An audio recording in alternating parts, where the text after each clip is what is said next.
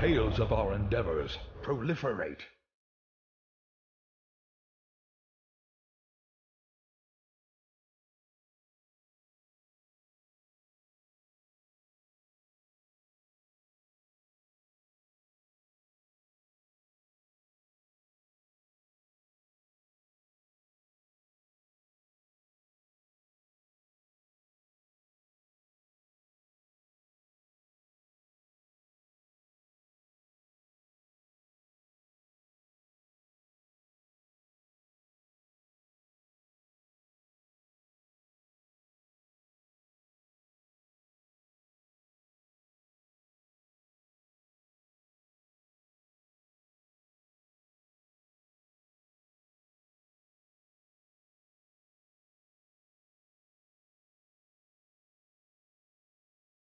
Happy Halloween, everyone.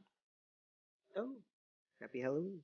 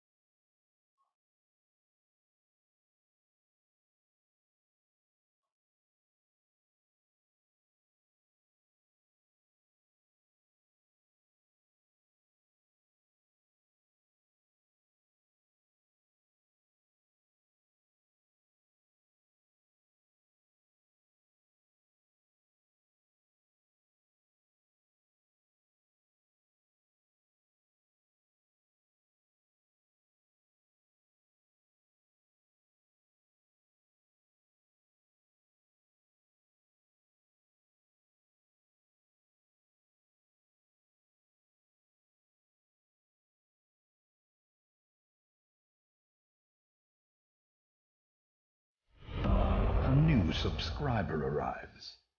It fills you with determination.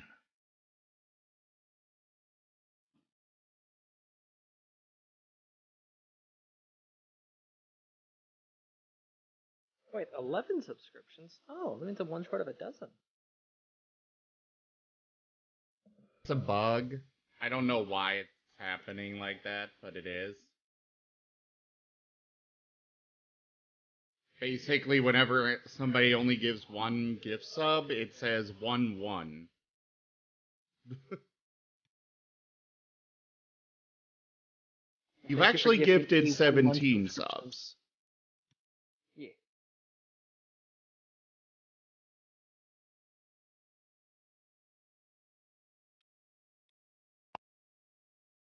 Because I like to support the community, even if I have issues being able to actually be here most of the time.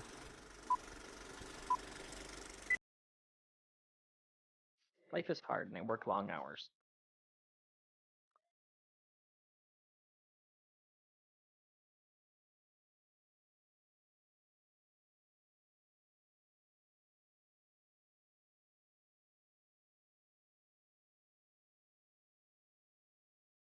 Are you enjoying yourself over there?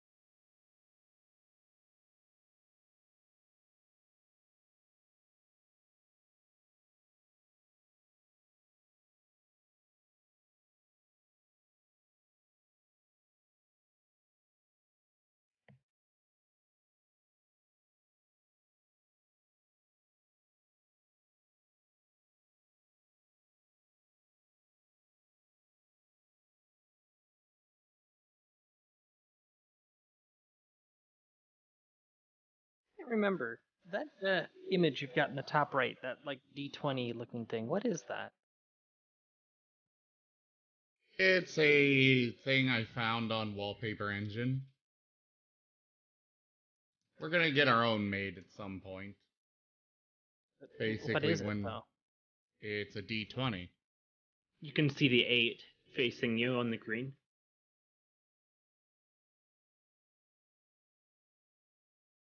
Oh. Okay, so it is actually legit just a D20. Yep. I thought it was just something that was like shaped like a D20. And with the Cobot, the reason why it says 1-1 subscriptions is it's detailing a gifting 1 tier 1 sub. Ah. That's weird.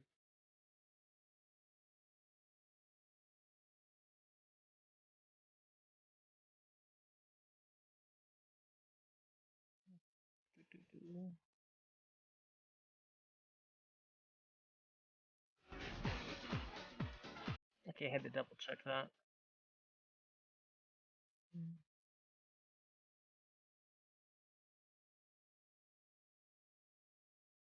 So what you're saying is, if I were to do this,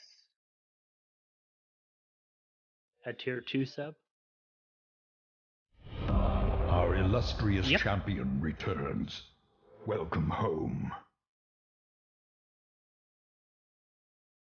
Well, thank you for that gift sub.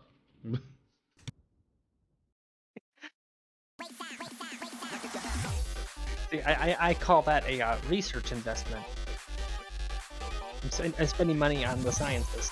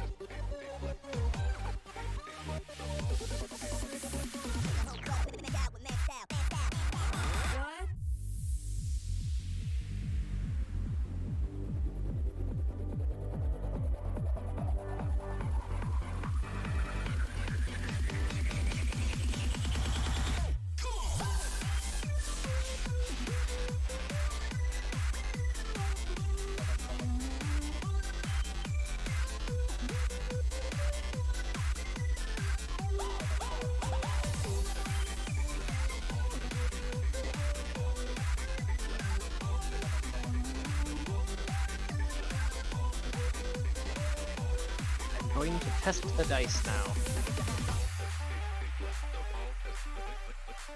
Got enough dice there? You rolled one, oh no, 220s. Ones and D20s. Oof.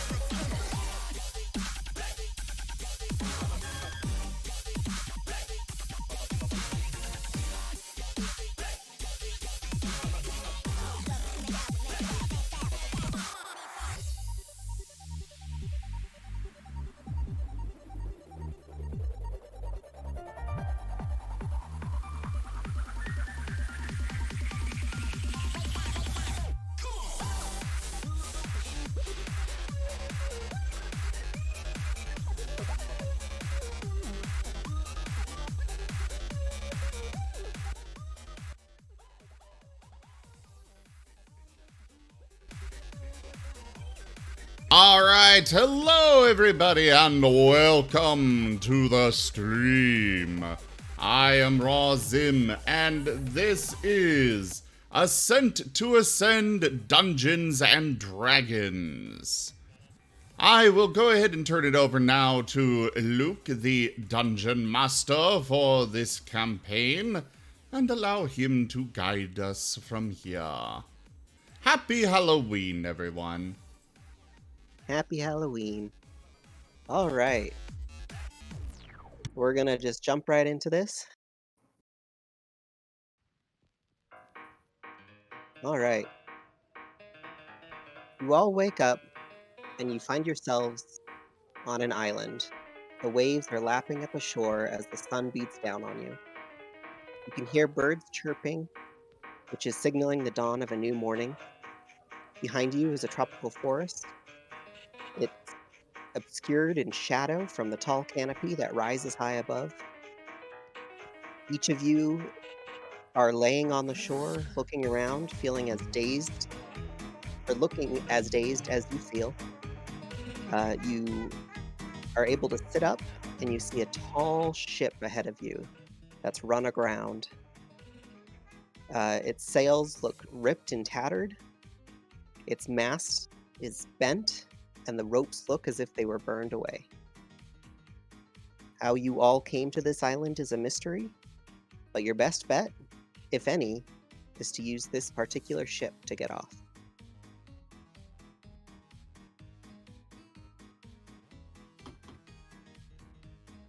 When you started saying that we woke up, I was about to throw you into the sun.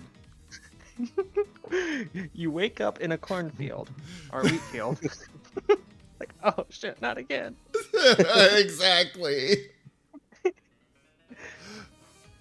So unfortunately, Wernimal himself cannot actually get on voice right now, but well, he's on voice, but he can't speak right now.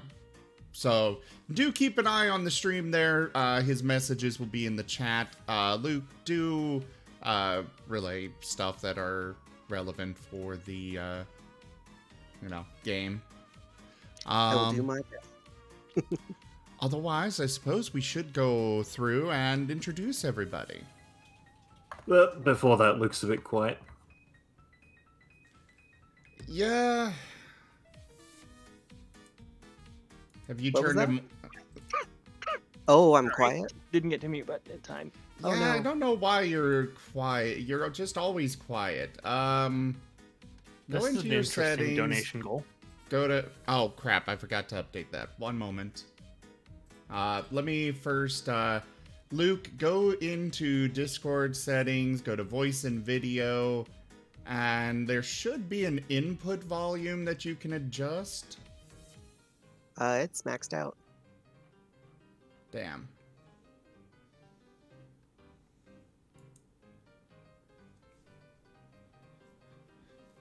We'll have to try and figure out a way to get your volume up. Maybe a different way. But for now, actually I have an idea for how we could do it. It's just going to require some work that we'll have to do off stream. So for now, just try and listen for Luke. I'm sorry, guys. Speak louder. I'll do my best. Shout. Oh, I can't Shout like you mean it. Situation. Don't forget, everybody, you can just right-click and turn him up. Yeah, I've got him on max and he's still a bit quiet compared to everybody else. It's just me making sure that you're all paying attention.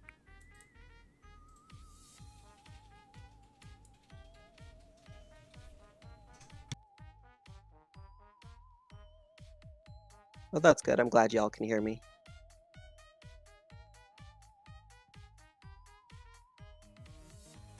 All right, so go ahead and introduce yourselves.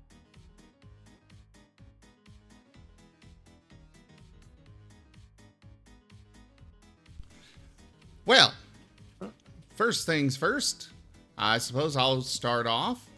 My name is Luke. I am joined by my twin brother, Lake. And we are Martens, you know, sables. They are both noble Martens, so they are, you know, sentient ferals. And will happily steal all of your food. You gotta do the voice, though. What voice? The Marten voice. Well, yeah, but they're not actually talking.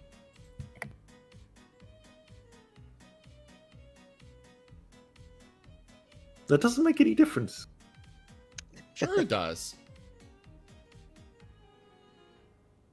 So what, they just choose to talk like that in their head? No, I'm not saying this in character.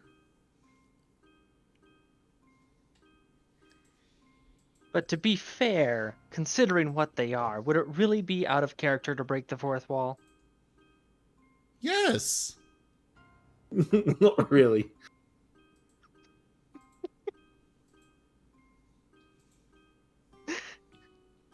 You guys have All such a right. strange opinion of the Martens.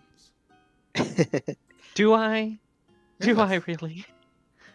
It almost sounds like you're metagaming.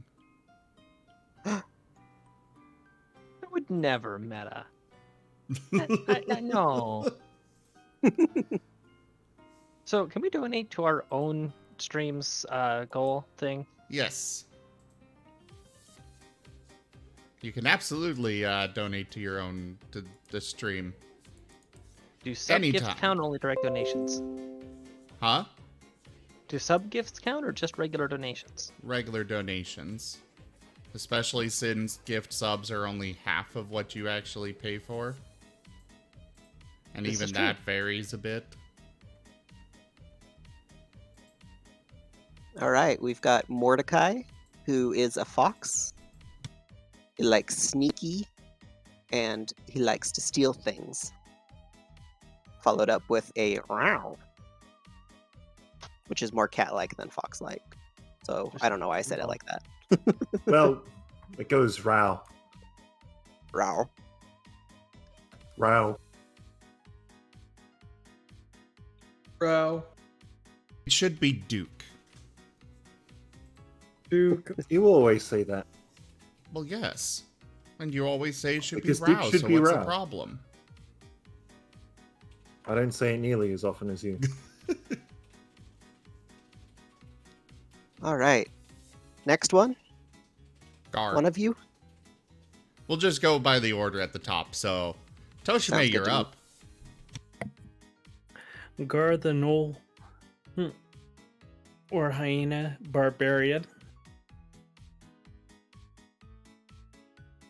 Duke.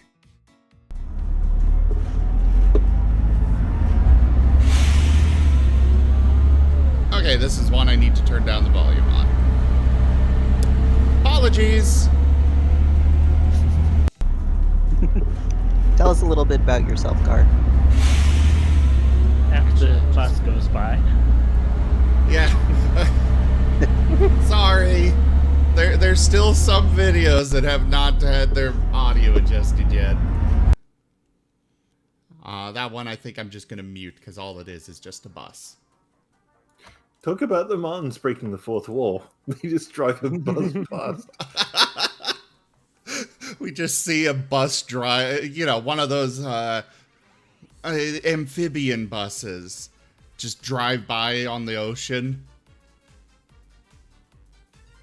But not my Martens. It's other people. It's other Martens from the Talkie and Talkie network. Yeah, just picturing a giant thing on the side of it advertising the Marten Talkie and Talkie network. And Duke. I'm a little bit more intelligent than the average barbarian. Zim's really enjoying that soundboard right now. No, that is people redeeming for Marten videos because they are animated now. Oh, sorry, I was tabbed out. I was doing something. It's Zorark who's Well, doing thank it. you for the donation. Okay, I'm tabbed back in now. I think I'm going to turn that one down a bit more too. But Just a bit.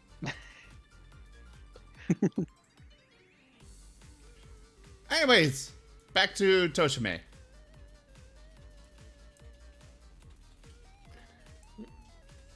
And I'll be a little bit more intelligent than your average barbarian. Awesome. And then we have Maximilian. A magnanimous dispensation. Joke. Well, it seems that we have had Toshime show up Tanya, so Tanya, you're gonna match him? No, Well, why not? because 2 subs and a $10 donation, I'm tapped out. That was the last of my luxuries budget. I spent everything else on Halloween stuff. Oh. Either way, Toshime, thank you so much for that donation. Luke, the donation goal has been completed. That was fast. Well, yeah, Haven't we even got started Toshime yet. here. Happy fun times. So that's why you bring your sugar daddy. I get it now.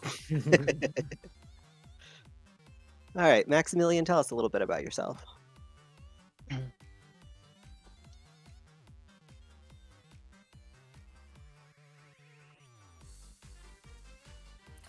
I'm Maximilian. I'm Fox Fighter Gladiator. Yeah. With a 2-ended sword.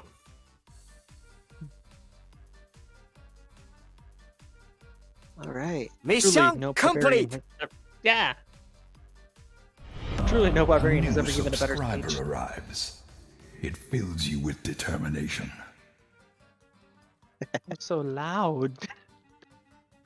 I feel very filled with determination, though. No, before that, the mission complete. All right, tell us a little something about you, Maximilian. Other than your race and class.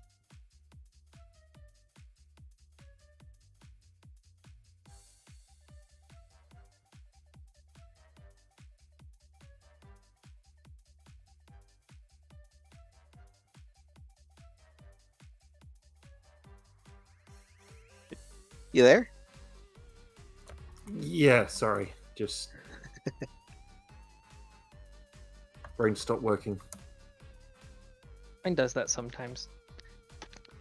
But then again, Brain.exe has crashed. no, well, that's because I've got a timeshare. I rented out like half of my mental processing to the MT&T network. At least you get better rates. I do want to say real quick that I did pick up the guild merchant background because I felt it was the closest to, Oh no. them leading the, it's not exactly a guild, but it kind of is the Marten Talkie and Talkie Network. Oh no.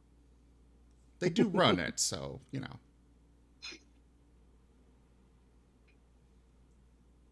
The joke will never end. Joke. It continues even across realities. I mean, it was either me put it in or, viewers would definitely have put it in very quickly. This is true. They tend to do things like that. I even have PTSD from them giving PTSD. Ah, there it goes again.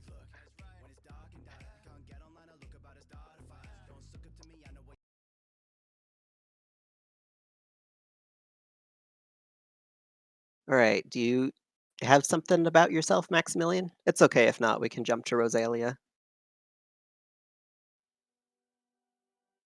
No. Okay. Rosalia, tell us a little about yourself. When you're a prey species, you tend to develop a very close relationship with death. The only logical step is to turn death into undeath. Rosalia Natosignus, who bears no resemblance whatsoever to Rosalia Natosignus the monk. Natosignus Joke. is a very big warren. There's a lot of people in it. is an artificer and wizard specializing in necromancy.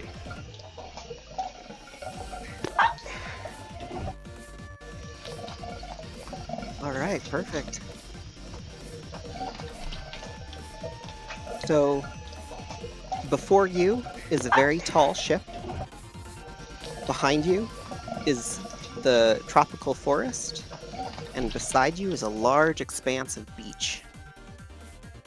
We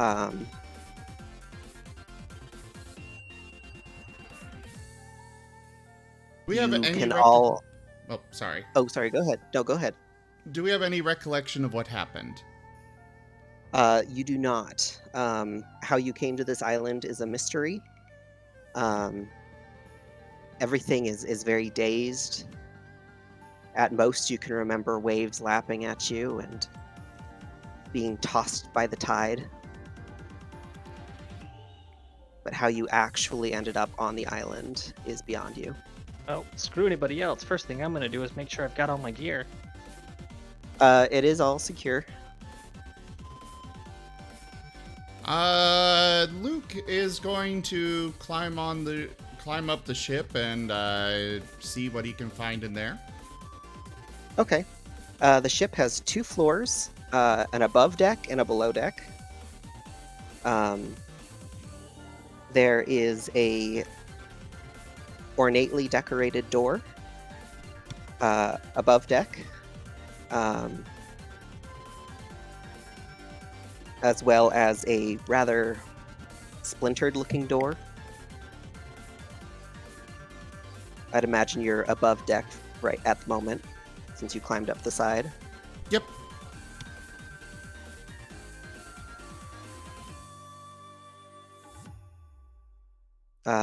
In the center is a bent mast, and all the rope around you looked like it's burned away.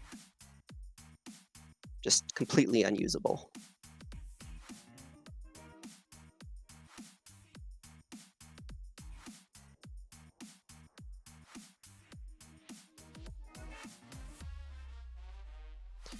The hull of the ship is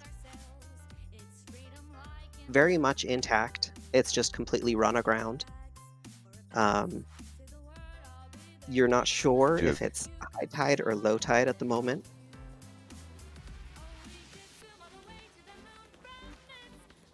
I'm just being silent here, giving everybody else a chance to do their intro stuff. But I do have a couple things lined up I would like to do. Okay, go ahead. Well, first thing I would do first thing that I would do after making sure that all my equipment is secure is actually take an assessment of who else is around me. Your Rosalia, okay. There is 2 foxes, a hyena, and 2 martens. Oh, carnivores, yay! Because why not? Okay, I'll just. I take go offense to and- that. But do you hear me say it though? I still Mumbling take to offense to it. Because it is factually incorrect. Omnivores. Just because you're garbage disposal, it doesn't make you any less of a meat eater. I'll eat you. See? You're proving my point. I mean, we have 10 days worth of rations each. Once that's up, I say vanish into bunny the goes underbrush, and I survive on freaking herbs and grasses. And screw all you guys. What about roots? Yes, herbs, grasses, roots, fruits. I'll hoard all the coconuts and start beaning anybody in the head who comes after me. But where'd you get the coconuts? We're on a tropical beach, aren't we? Yeah. There's got to be coconuts. All right. But, There is. Yeah, go on. There is a ladder that is kind of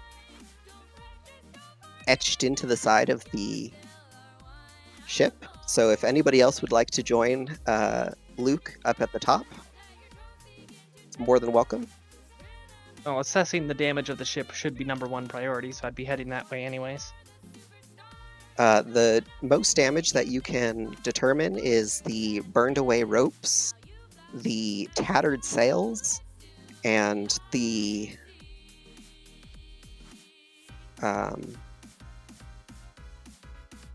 bent mast. Is it bent or broken? It's like, in warped wood, kind of.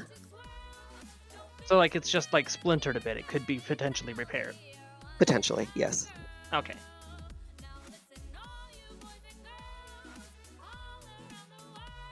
And what type of day is it? It is morning.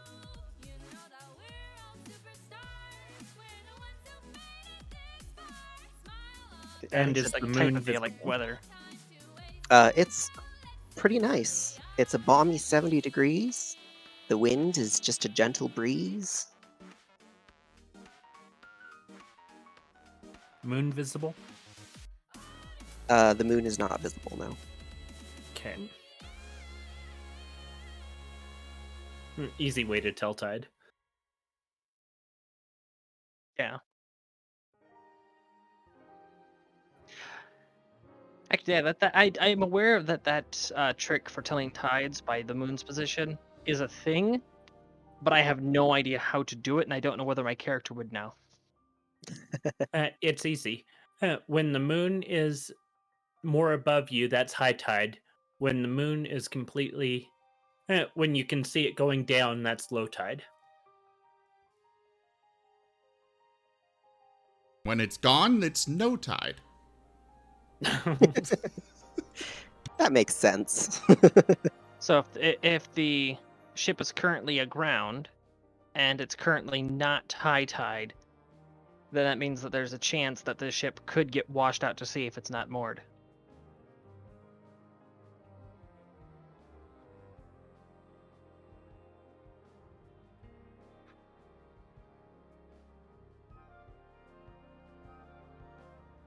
Well, you will all hear a voice in your head. So, I think we need to fasten the ship to the shore or something somehow.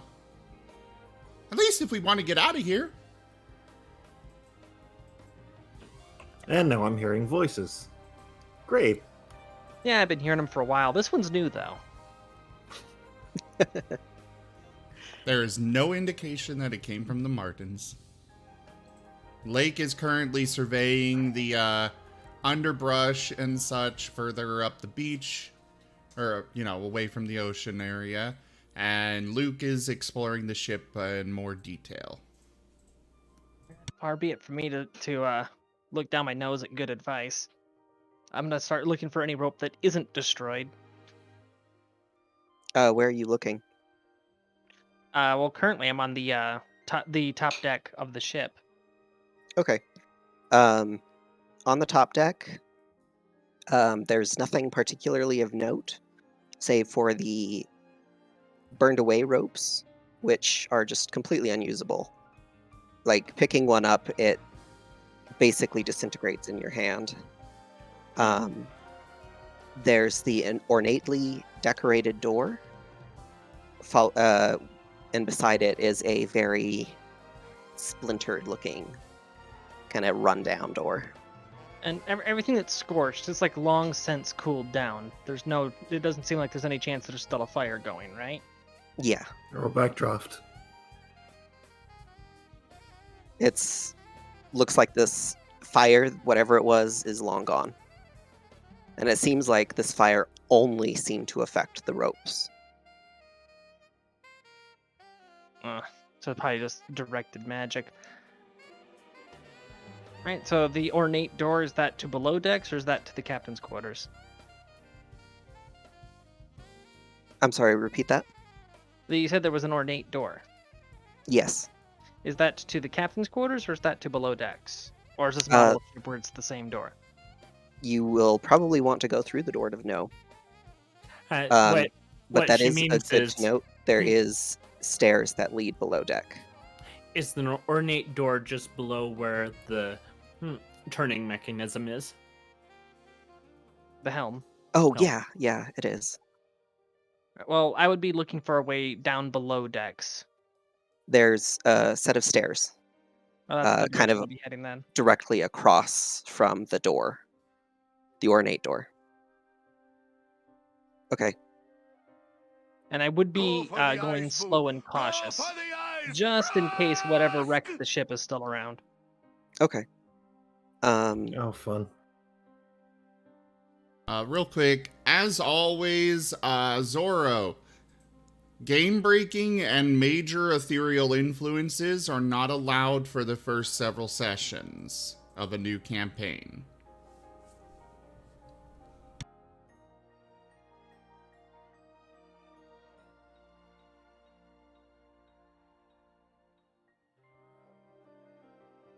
Okay. As you head down the stairs, you find yourself in what appears to be the sleeping quarters for this particular ship. There is a set of 3 hammocks that are strewn across a couple of different beams.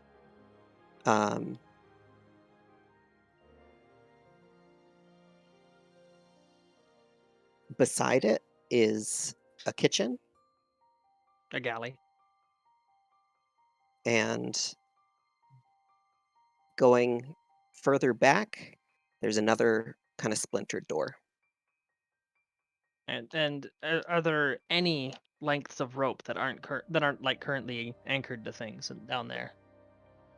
Well, there are 3 hammocks. Yeah, I was thinking about those being. Sorry. I was thinking about that being the potential thing that could be salvaged, but right now I'm gonna see if there's actually any actual rope that I don't have to disassemble something for. Well, there's cabinets within the kitchen. But other than that, it looks pretty barren. Kind of like, It's already been picked over. yeah, a little bit, yeah. And Mordecai wanted to climb to the top of the mast. Oh, I'm sorry, Mordecai, I just saw that. Climbing up the mast, it kind of get a little splinter in your paws. But you're able to kind of shimmy your way up. You're able to get kind of the appropriate footholds. And you can kind of see over the horizon. You can see 2 islands beside the island that you're on. One to the northwestish, more north than west, and another to the southeast, more south than east.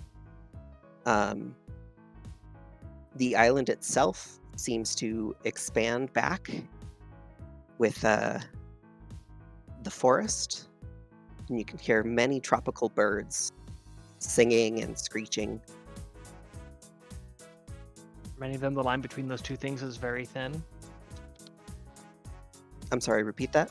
Except for many of them, the line between those 2 things is very thin. Between singing and screeching? Yeah. You're telling me.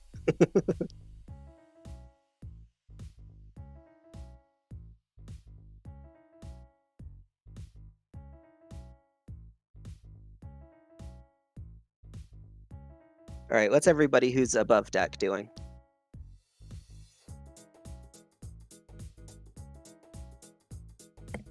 Well, Mordecai posted something a while back. Oh, the sails, they are ripped and tattered. And then he also said he was going to climb to the top of the mast. Yeah, I already described that. Okay.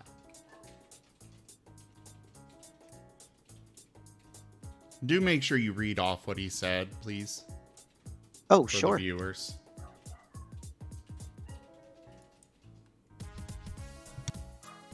So Mordecai asked, do we have sails? The rope is gone, but are there sails too? And to respond to that, no, there are not sails. Well, there are, but they're just shredded.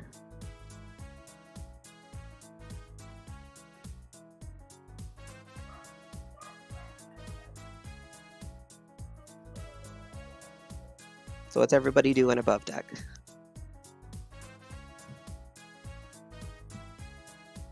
Luke would have gone into... So Tanya went below decks, right?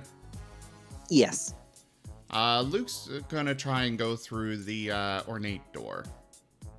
Okay. The ornate door is actually just barely ajar.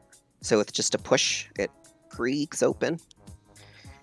Well, if it's ajar, then Luke's just gonna, slide his way through the crack. No, that works. um, Inside is some furniture. There's a bed set up along the side. Against the back wall, there seems to be some sort of chest.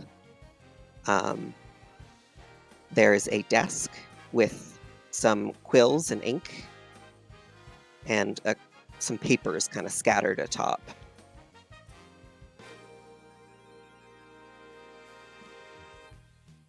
Luke is gonna go investigate those papers. Okay, Mordecai is going to be chilling on top of the mast, just kind of watching everyone for the moment. The papers, they're kind of scribbled, but they seem to be some sort of journal entry, and they look like they might have been ripped from a book. Can I make out what they say? Yeah. There's only one page that's really written on, and it reads, "The key to the first tower from the heavens is here, on these 3 islands. It is broken into 3 pieces that I cannot seem to locate. Others have located the 3 shards, and said they are not physical in manifestation. Still, this clue does not help me, and leaves me guessing what I should be doing." There's a brief gap in the entry before a second entry is written, and it reads, "We have run aground thanks to the ignorance of my crew. I have locked them in the brig for their insubordination. The mast and sails are ruined, and the ropes have been burned away. I fear I cannot replace these parts. I will be stuck here for quite some time. My best bet is to explore the island. Maybe then I can find the first shard to the key and the resources I need." And that's the end of the entry.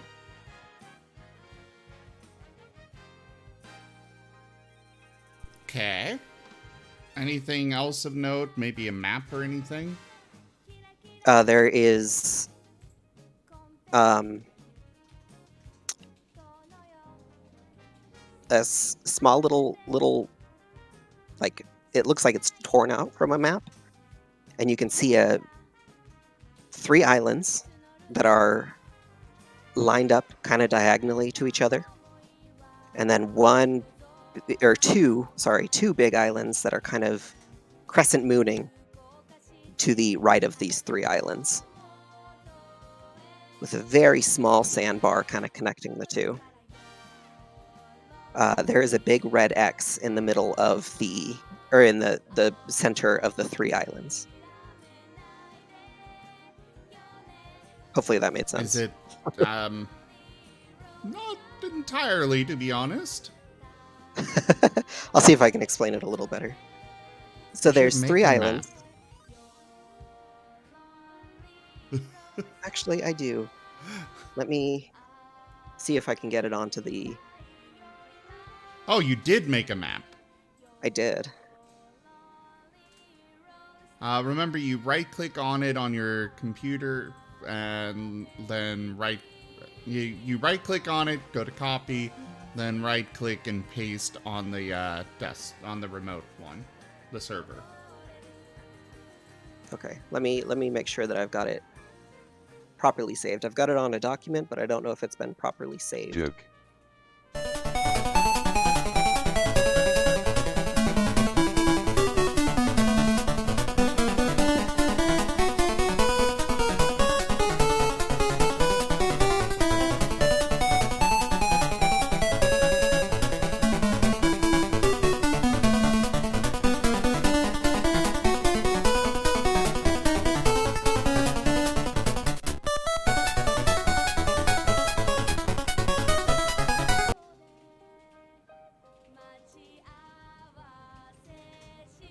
Another one I need to Okay. lower the volume a bit on.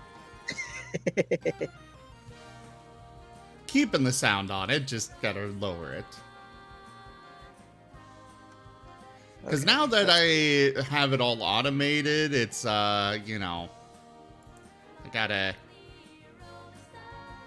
Before, it would be purposely a bit of an interruption, but now not so much. Оказывается, имплант не только помогает скорректировать поведение животного, он также помогает избежать таких проблем и болезней, которые связаны с излишней активностью надпочечника, таких как рак, дерматиты, аллергические проявления.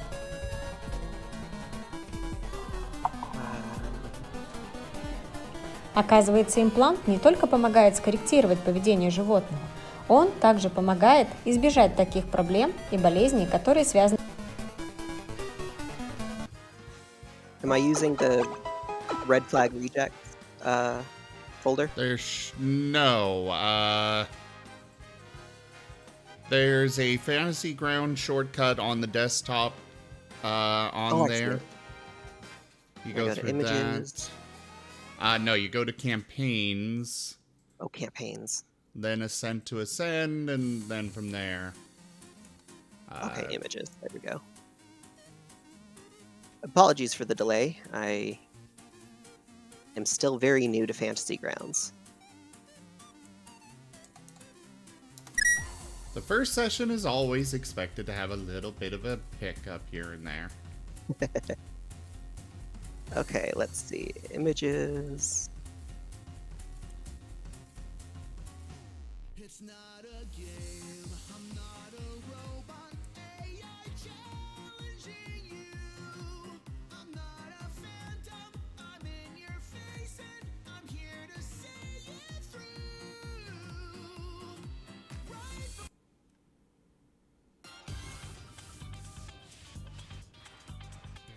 Where is it?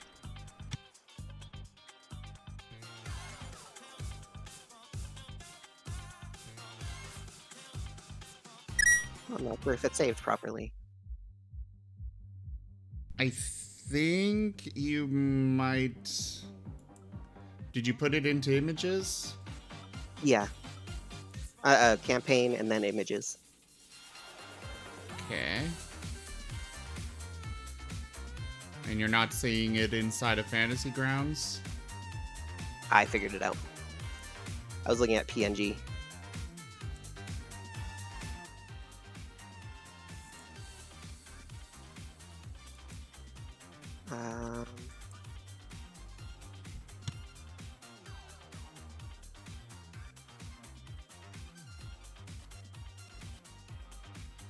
How do I get the image to pull up?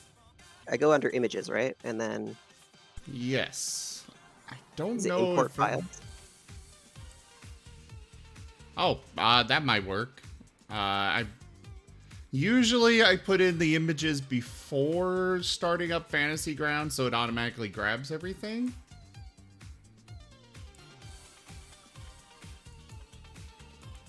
Should I just restart Fantasy Grounds? Do you think that would fix it? It probably would. It's not going to close it for everyone, is it? It will. Just me? Oh, it will? Yes. Oh, no. Well, I don't want that. There's got to be a better way to make this work. Try clicking import images. It gave me image file already exists in campaign, skipped. Then it should be in there. So how do I pull it up? Hold on. I'm going to connect. Okay. Thanks for your patience, watchers What about the other players? and players. Look, it's professional quality.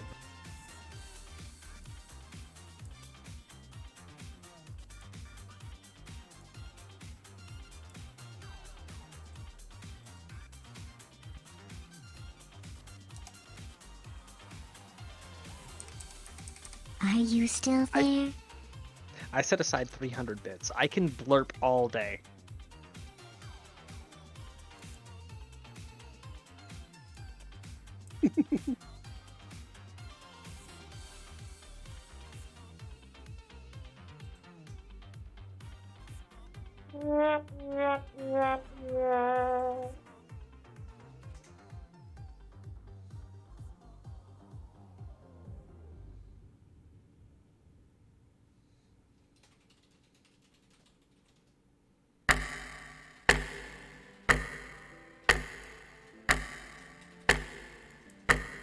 Dick.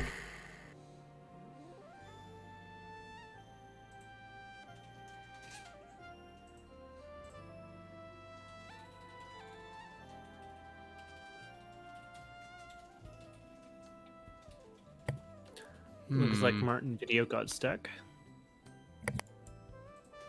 No, he just does that sometimes. He just stares blankly at the camera. He's looking into your soul. It's fine.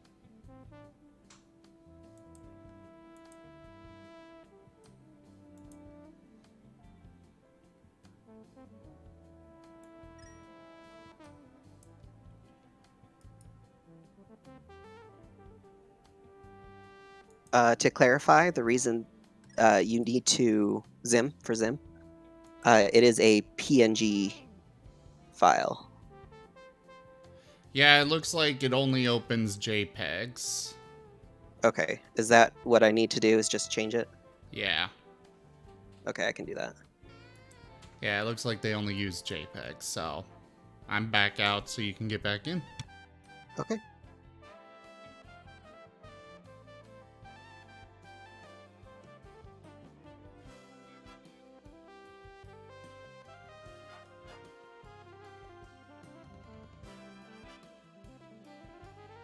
All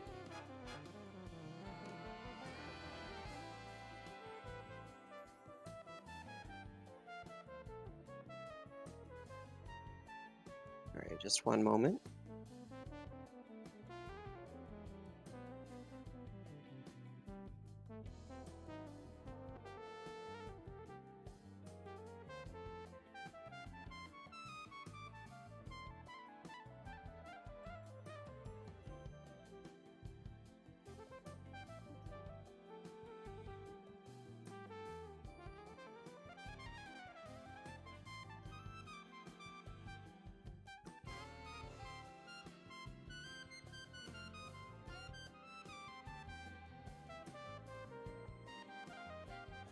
Oh, it's still not doing it.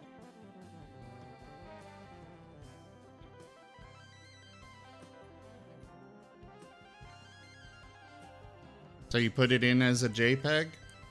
Yeah. Alright, let me connect again.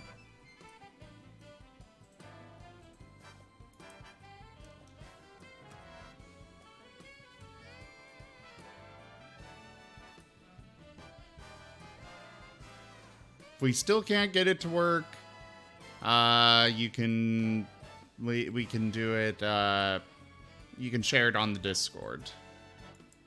Okay. Why'd you close the folder?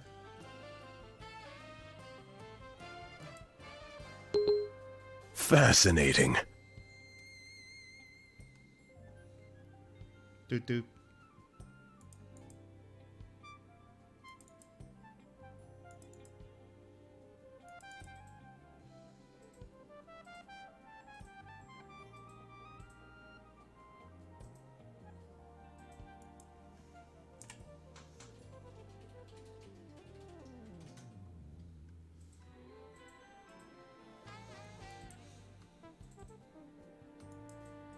Alright, import files.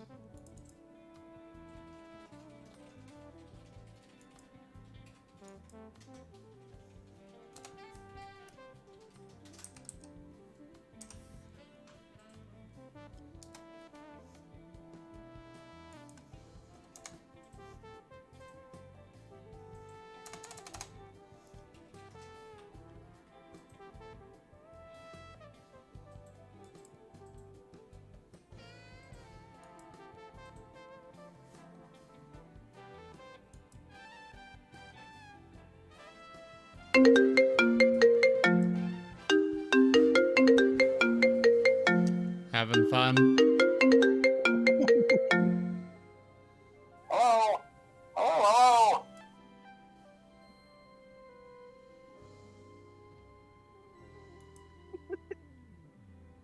having more than a little bit of fun. Yes.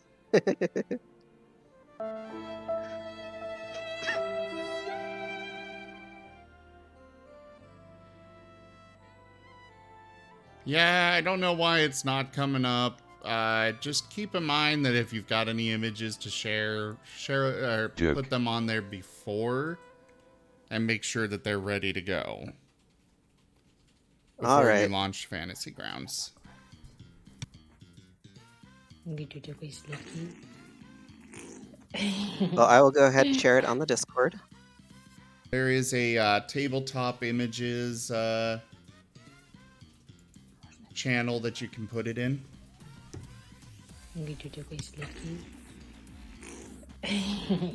Tabletop image. 2 channels above this one. See it. Yep, I see it. Yep. The channel that the most recent picture is Rose's ideal of the perfect man.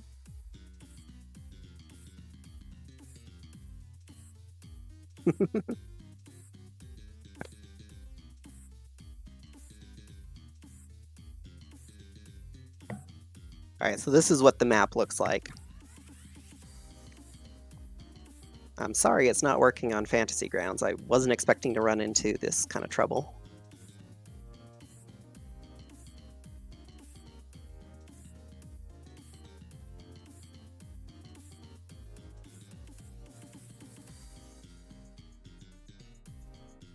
Okay, and which one of these are we on? Do we know?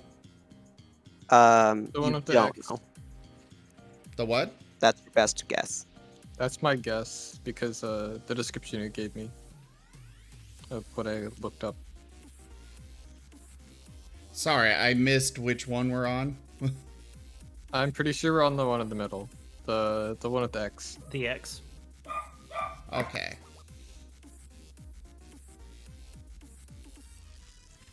Well, the voice will pop up in everybody's heads once again.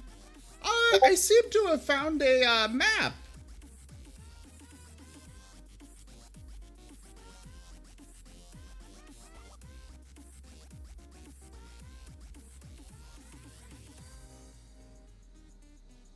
No response? Oh, sorry. I'm waiting for a misclick to end. One of the Discord blurbs is just the notification sounds playing over and over and over again very loudly.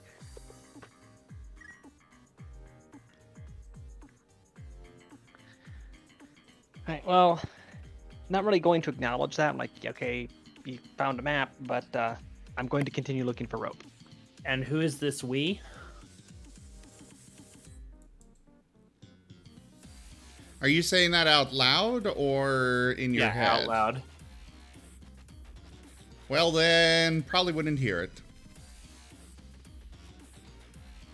Telepathy. Okay. Mordecai is sliding down the mast to go look at the map.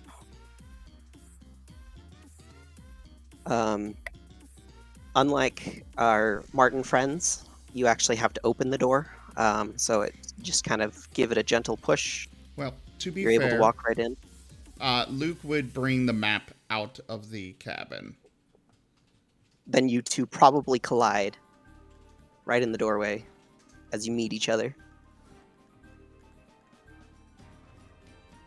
You don't actually like collide, just you meet. Face to face. Yeah. Oh, well then Luke Or will... face to chin. Luke will, hold up the map. So I guess this is where we're at.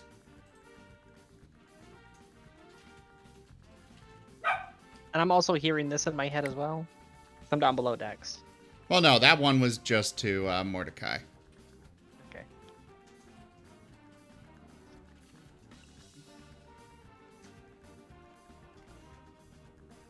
But the others, the other ones were to everybody.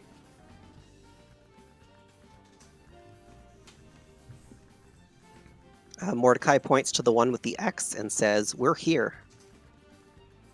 Well, yeah, that's what I said. We're in this area. For Rosalia, Am I saying your name right? Rosalia?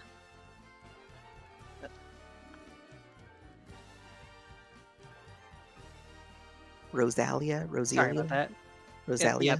It's Rosalia, and Rose is currently below decks, Okay. exploring around, looking for any sort of rope or lashing that she can find.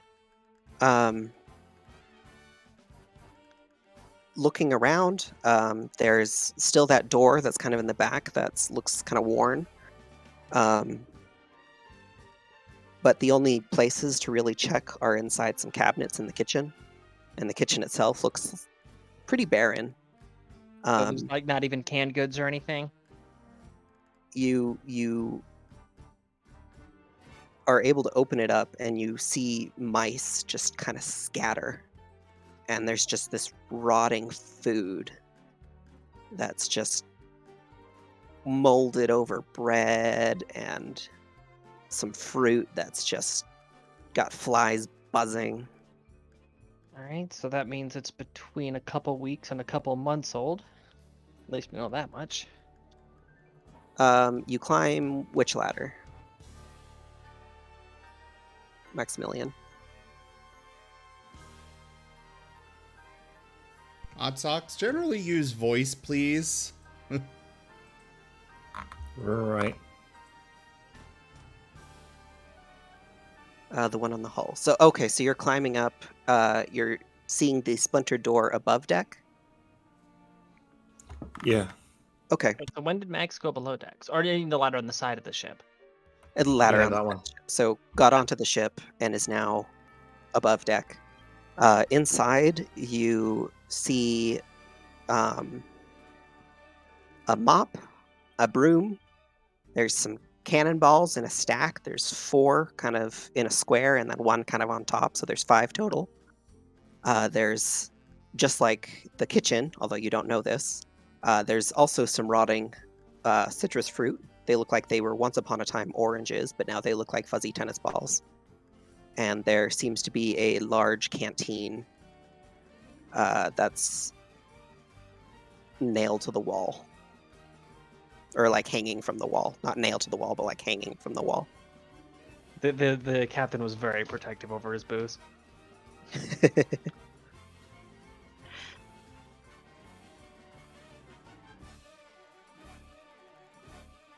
So all in all, this one looks like it's probably just a storage room.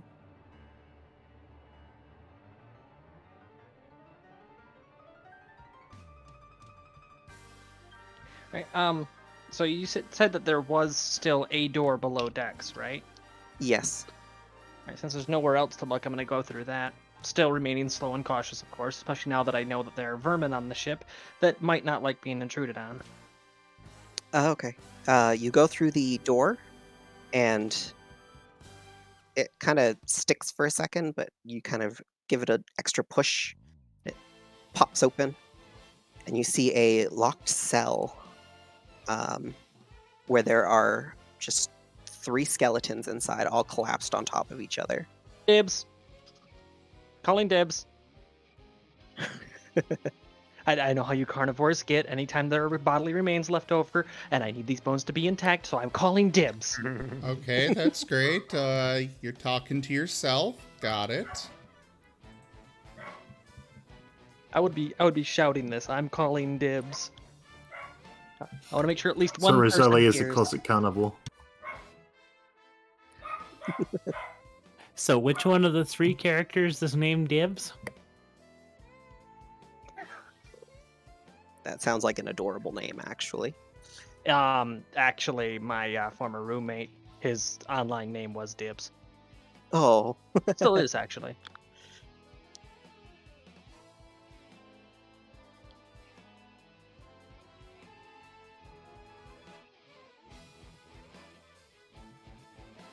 All right. What are y'all doing? We got a couple looking above deck. We found a map. There's someone below deck. They found a cell with some dead people.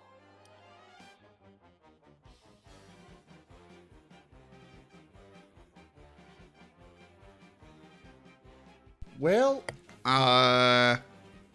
Lake is currently, like I said, kind of scouting the brush and such. Not leaving the beach itself, just kind of looking around to see what he can see from, the edge of the wooded area. Okay. Luke's gonna go back into the captain's quarters and look around for anything else that might be important. Have Lake give me a perception check. Absolutely.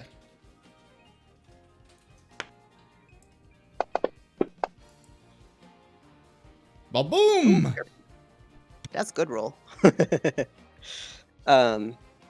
So you're able to spot a thin path.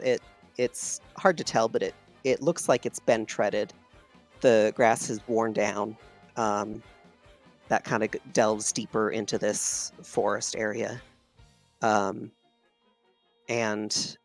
as you're kind of going up and down the beach, you actually are able to spot it's like a black box that's kind of half buried in the sand.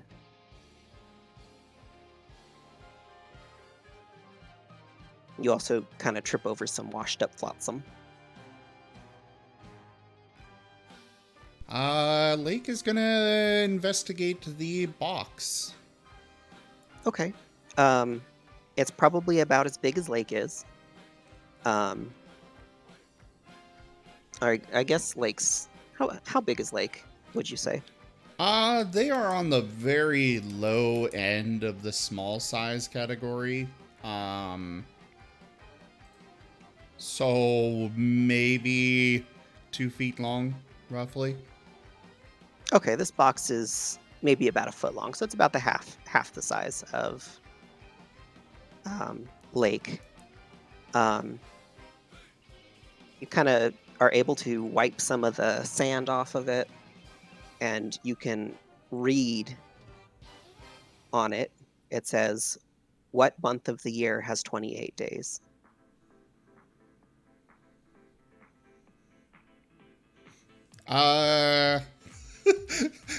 Depends on which calendar you're going with. Well, here's hoping for a Gregorian calendar.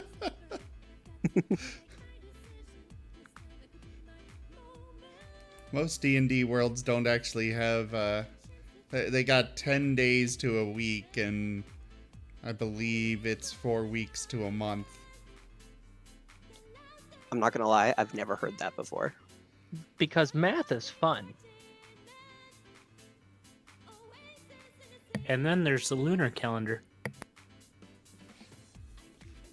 Yeah, that's the way it is in Faerun and such.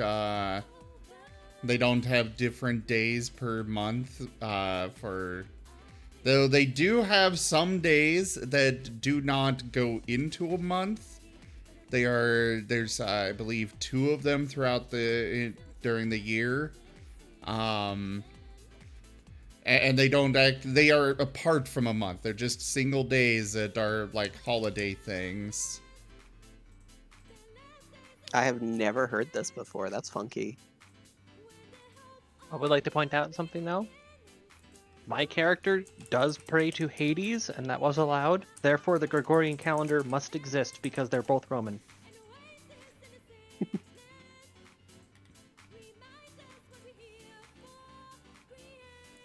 It's the calendar of Harptos.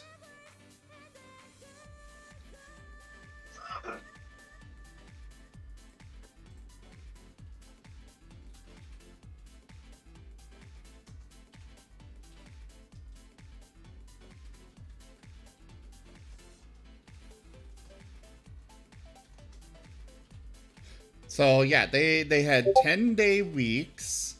They did not actually have names for each day, like Sunday, Monday, Tuesday. It was, if you needed to be precise, it would be the 4th day of the first 10-day of Flame Roll. Flame Roll being one of the months.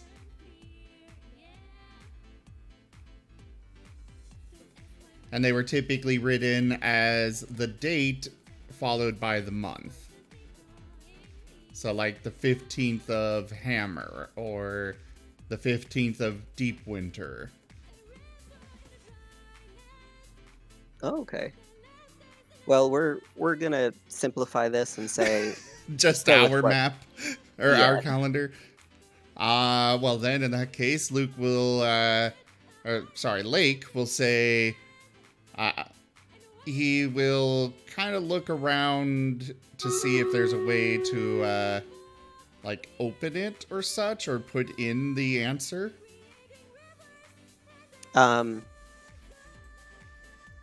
It just is this sealed container. You can kind of get a claw on the edge and kind of pick at it, but it doesn't really do anything. It seems pretty fastened. In terms of inputting anything, there doesn't seem to be any way. Just picturing a Marten on a beach angrily clawing at the box as it's bouncing and rolling around. So why won't you open? Well, he's going to try thinking towards the box, telepathy, February.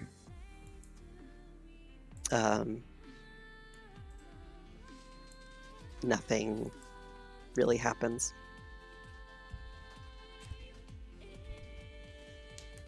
God, you're gonna force me to say it out loud, aren't you? Very well. He will actually verbally say February. Okay, so they can actually talk. Well, yes. They I just didn't know don't do if they it. Again, nothing happens. All that effort for nothing. Fine! He will try and drag it back to the rest of the party. Okay, it's actually not that heavy. It's pretty light. And as you're kind of dragging it away, you can kind of hear it jingling.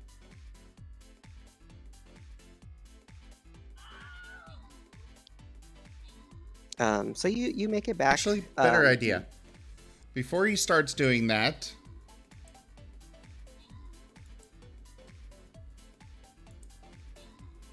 energy beam on it. Describe that to me. As an action, you target one creature you can see within 90 feet of you. The target must succeed on a dexterity saving throw or take 1d8 acid, cold, fire, lightning, or thunder damage. Your choice. He is going to do fire. Fire. Okay. This thing's not even gonna. It just fails. It's a box. What? You mean the box can't dodge out of the way? Turns out it was just a very patient mimic. Very patient. This beam kind of, it beams it, and for the record, it comes from his mouth. Fusroda. Yes. One of these days, I'm going to end up holding him like a rifle and just bang, bang, bang. The box starts to kind of glow hot.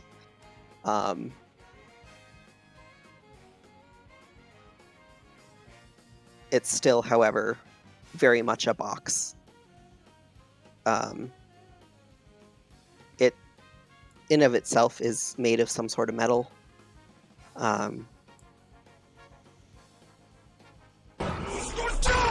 So nothing seems to particularly change about the box, other than it's now basically steaming. Okay. Martens are nothing if not persistent, so he's going to try cold this time. Would this be loud enough to be heard? My character does have advantage on all hearing checks, by the way. Yeah, but you're also inside of a ship with waves lapping around, so... And it was not on the ship, so... Oh, I don't know how loud your beam is, so that's why I was asking. It technically doesn't make any sound. Okay. Okay. Unless he uses the thunder one.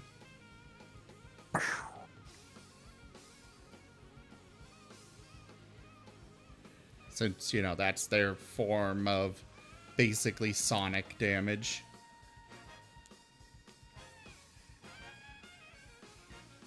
Okay. Mordecai is just kind of hanging out on the ship, and will be doing so for the next few minutes.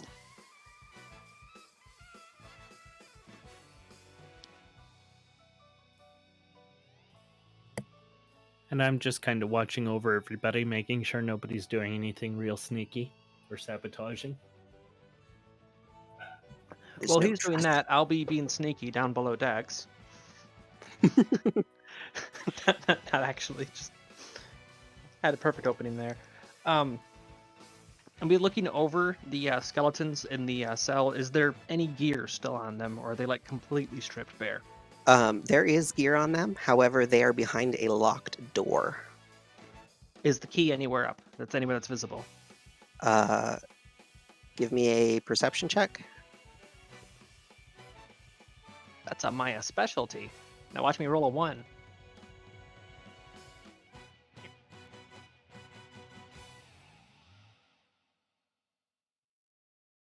Okay.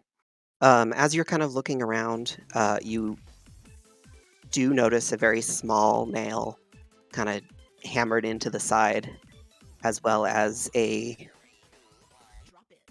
kind of greasy, like on the wall. It's kind of greasy. And you can tell this is where the key would hang, but it is not there. It's not on the floor below it either. No.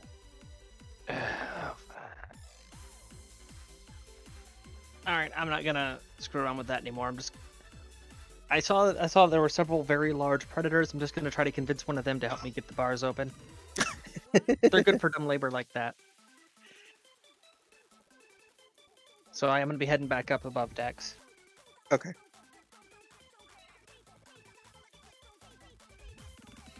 So this little jackalope comes bounding up.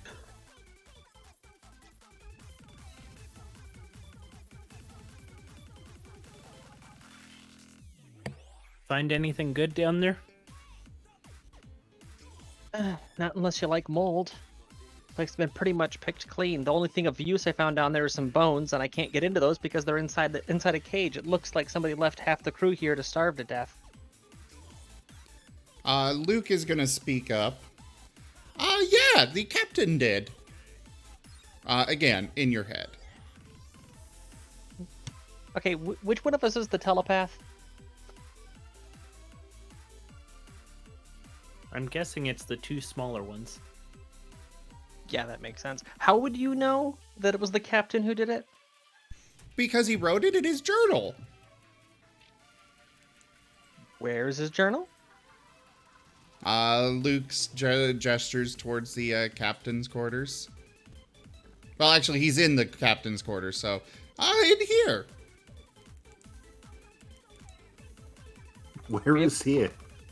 You know anything else about it or why anyone's here? Because I don't know about you, but I can't remember jack about how I got here. They were here for a key. A key. Irony? Joke. Yes, joke.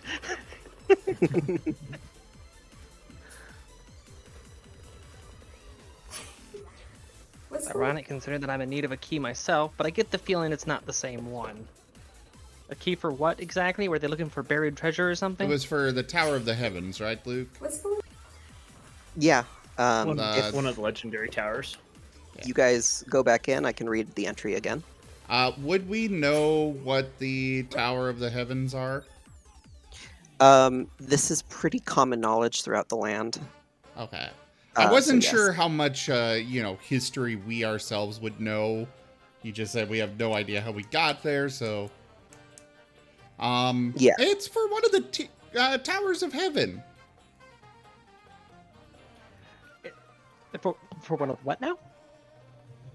Again, common knowledge. I know it's common knowledge. That's just the reaction is like, for one of the what now? Kind of just incredulous. The who to the what, the where?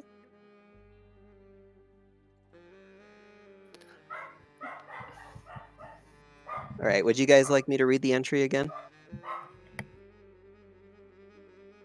Yeah, let's go ahead and get it. Okay.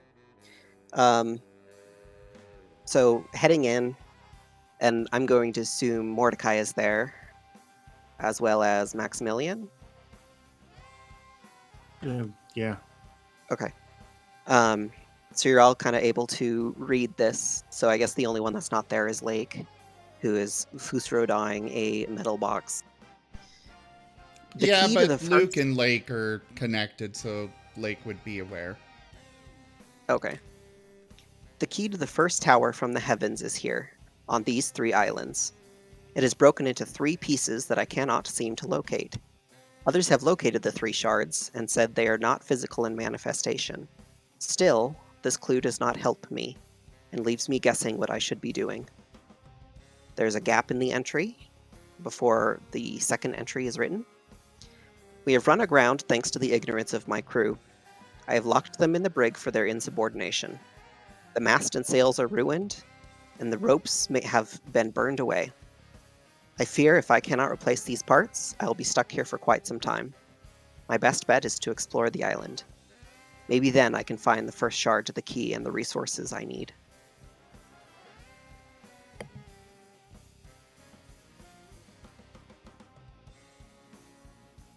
Okay, and that also tells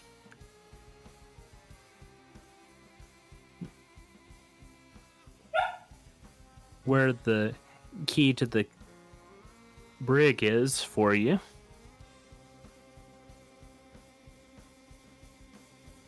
Yeah, wherever on he the wandered captain. off to, he took it with him. Given the age of the food and the fact that all the supplies been picked over, I'm pretty sure we're going to find it on a corpse, or, you know, in a creature's den.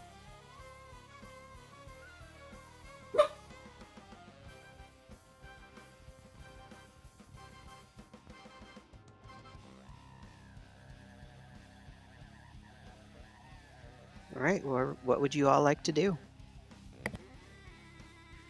Assessing priorities, wherever that guy went, he's probably dead. He's not getting any deader if we wait any longer. Still need to secure the ship somehow. Tropical plants, we could try to make some lashing out of that. So, how is Lake coming with his attempts to break it? It's not going too well. It's hot to the touch, it's cold to the touch on one side. You sparked it, now you're just like, it's staticky. Like, you're trying all these different things, and it's just not working. What is the, how much does it weigh? It's very light. I would say it's probably about 5 pounds. Excellent. Lake is going to launch it 150 feet, or up to 150 feet into the nearest tree, using Ballistic Attack. Okay. You all see this box just as it just goes flying. And it's pretty cartoony in nature, where you can just hear it just, and then it just hits a tree and just clatters.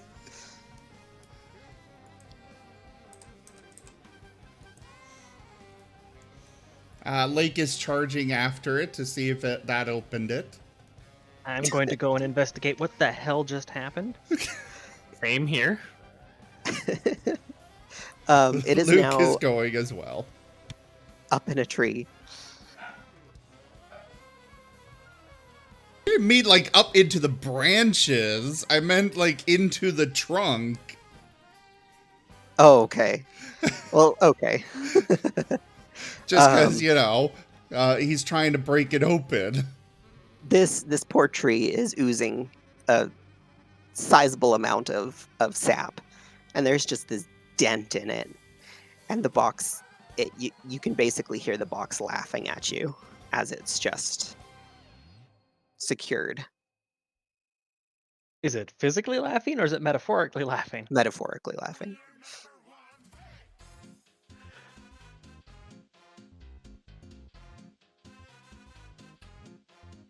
Small angry carnivore with magical powers. I'm going to assume that that's a friend of yours. I mean, you saw him already. Oh, I thought that he was like on the beach this whole time. Well, he's been staying on the beach, but we all woke up there.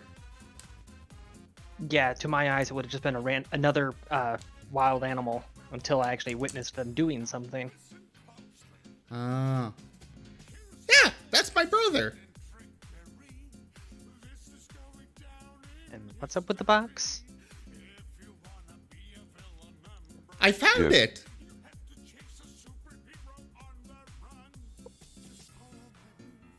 It won't open though, but I'm trying to open it. The ship's been completely picked clean of resources and a fancy box was left behind. I get the feeling we might not want what's inside it. You might not. I do. You're all able to read on the box, since you can obviously see the box. What month of the year has 28 days? So, seeing that it being launched into a tree did not open it, now I'm gonna try acid. Oh, okay. Is this your energy beam again? Yeah. Okay. How many uses of that do you have? Infinite. Okay. It's basically the same as a cantrip. Okay. So you kind of projectile vomit onto this thing, and that is disgusting. It is indeed. It's not what it is. Thank you very much. It's your beam attack, isn't Close it? enough. I mean, it's acid, and you've already got a supply of that. You did say it came from your mouth. Fine. So apparently, I breathe fire too, as well as ice. So it's a rainbow Marten. You just twist the tail to switch firing modes.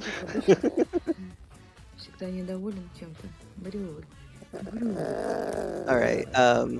So acid kind of coats this thing, and it's actually kind of eroding a little bit. But as it kind of erodes down, it goes from being this black box to kind of like silver, and the acid's just not penetrating the silver lining. Basically, Well, you chipped the paint away. Yeah. Well, now it's clean.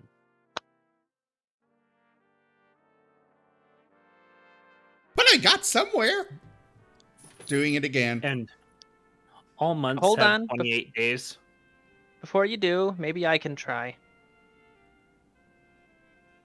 I'm going to use catapult on the box, aiming at the same tree that he already brutalized. Oh, this poor tree. It goes flying again, just pew, and hits pretty much dead on the same spot that Lake hit. And this tree, you can metaphorically hear it just grunt as it kind of creaks a little bit. Should I bother rolling how much damage was done to the box and the tree? Yeah, give me a damage number. Right, the spell calls for, double checking, 3d8 bludgeoning damage. By the way, Toshime, Tanya, I need you guys to both send messages in the stream chat, please.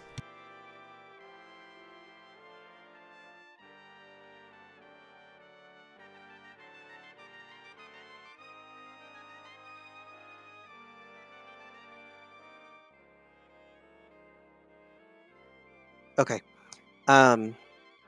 So this poor tree, it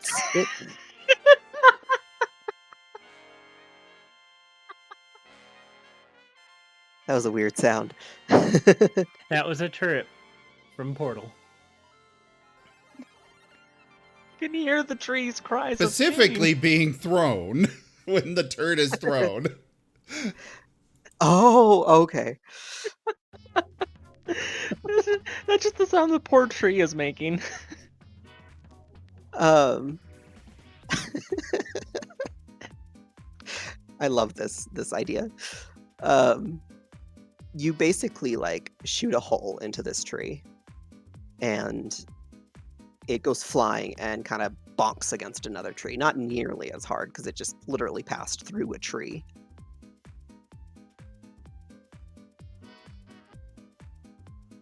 I'm gonna go out on a limb and say this thing's magically protected. It's a safe assumption.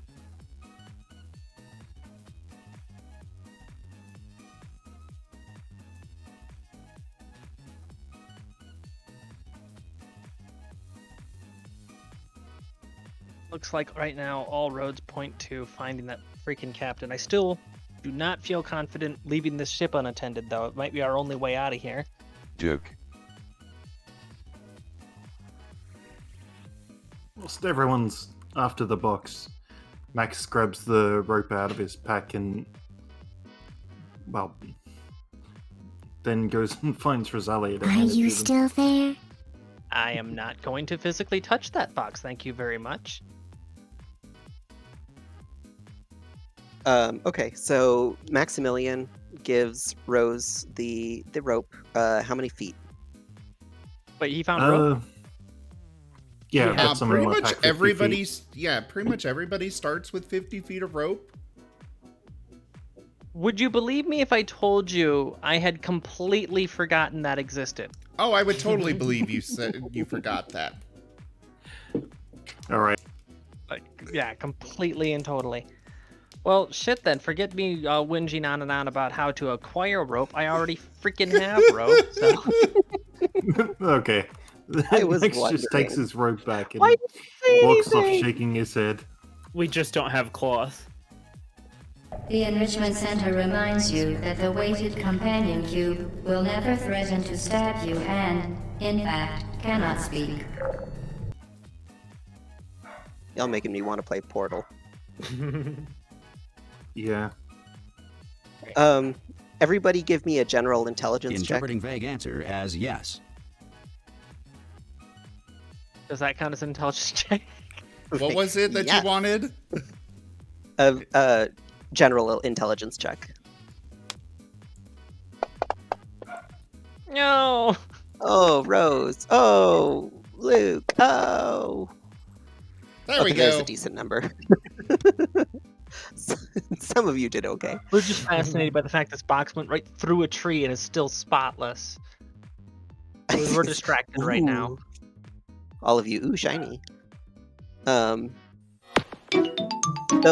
that made the check, which would be Nate and Gar, you can pretty much assess that you'd need about 150 feet of rope total to really make this work with the ship. And 1 unit of rope is how much? 50. 50 feet. Or 30 or 50. Probably 50. You guys know better than I would. Yeah, it says on the thing it's 50.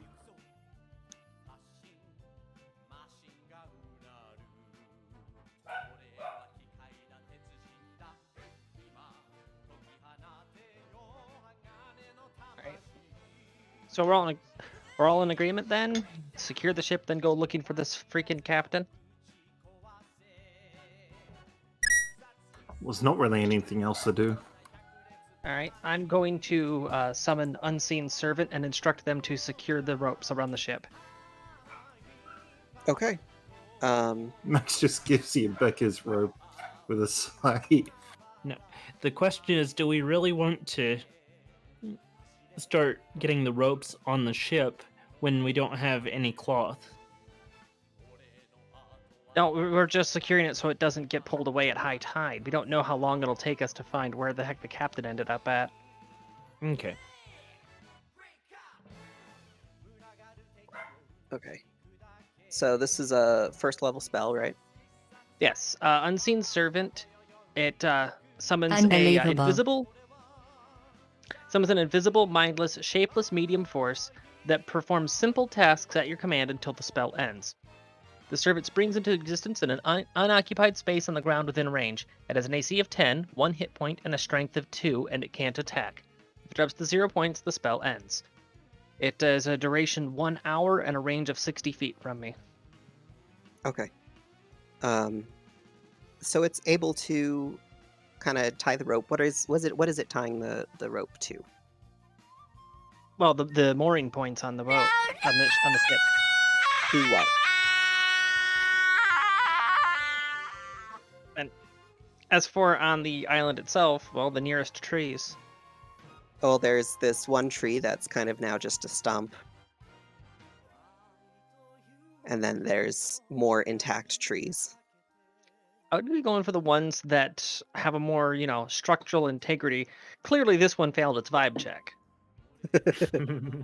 All right, so you're able to fasten the rope to it, or more accurately, your unseen servant is able to.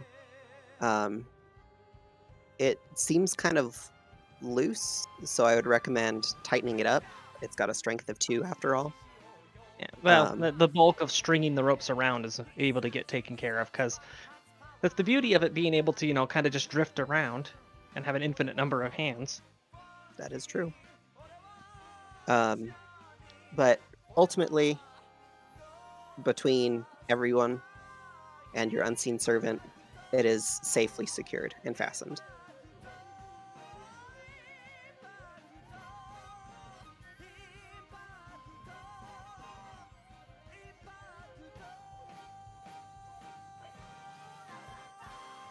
So ready to start down this path? Or do people want to Yeah, play but with I'm the not taking box point. first?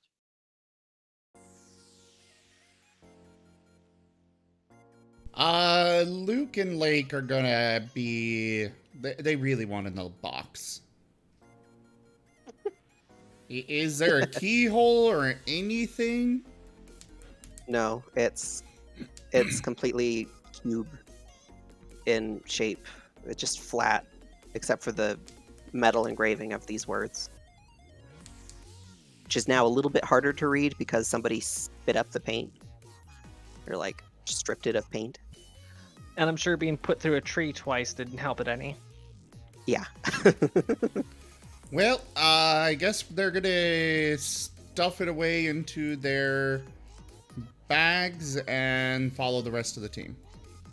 Okay. You have a riddle cube. That's what we're going to call it. The last time that I was involved with the riddle box, it did not go well.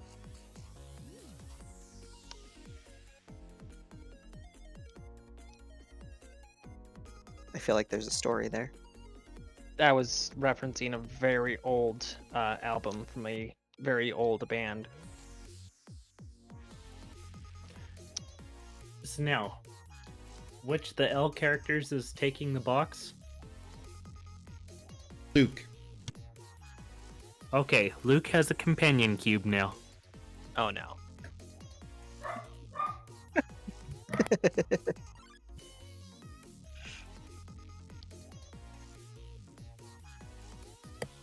And these things could be dwarven puzzle boxes.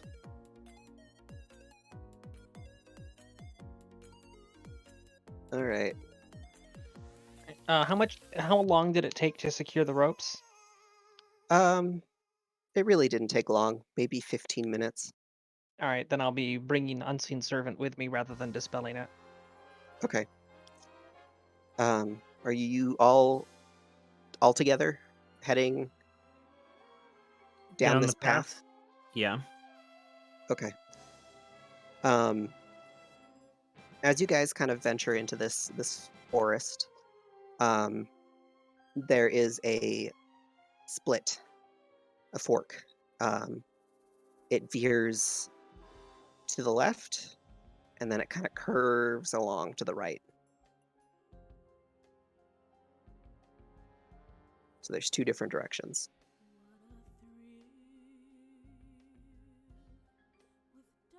Which one looks the most trodden? They're both pretty equally. I would say more the right looks more trodden. Just ever so slightly. And I guess we're going right. Okay. Okay. Once again, I am not taking point. Who is taking point? I guess I will. Alright, I'll instruct Unseen Servant to stay a couple paces ahead of him and mimic walking. So, applying pressure to the ground every couple feet. Okay. As you guys are kind of trotting through, you all kind of hear some barking in the distance. Oh, we've been hearing that already. Been hearing barking. Yeah. Sorry, Toshime. Meta. Yeah, my aunt's taking my grandfather out on the town, so she left her dog here.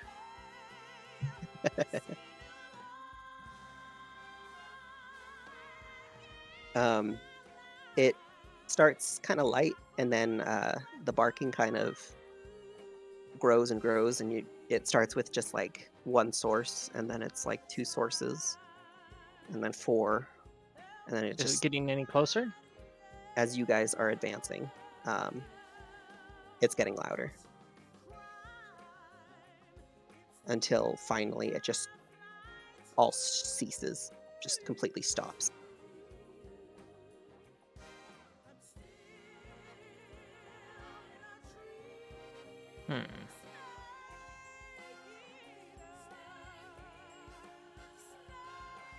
Well, I see no reason not to keep on going, just keep our wits about us.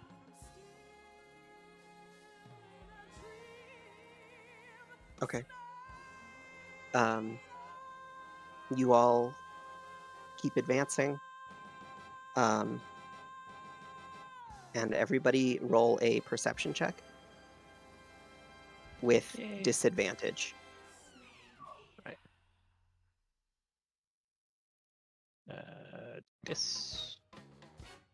Deception. Boop. Oh no. Why? I roll 1 on intelligence and then a 2 on perception. I am smart, apparently. It's being surrounded by carnivores. It's got me off my game.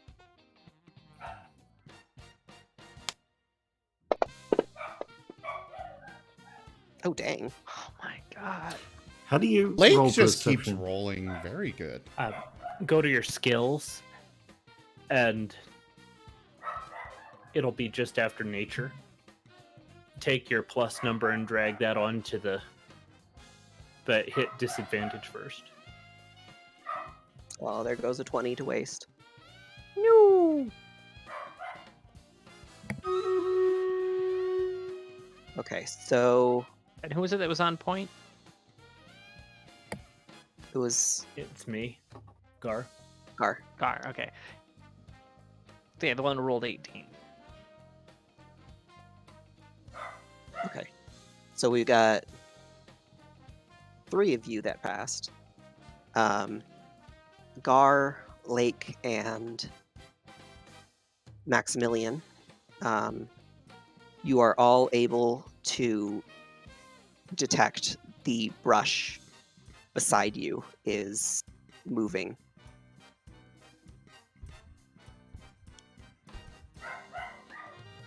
It seems like something's in there. Wait, would it be making any noise when it moves this?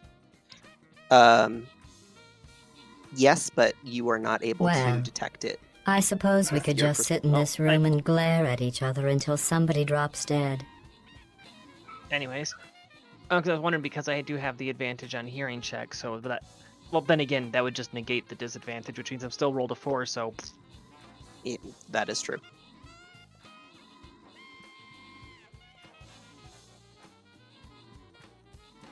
And I'll quietly point to where it is to notify everyone and get out my weapon. Okay. Max readies his sword too. I'm going to slowly and quietly pull one of the rabbit skulls from my bag, give it to Unseen Servant, and instruct it to carry that into the bushes, holding it just above bush height. Okay.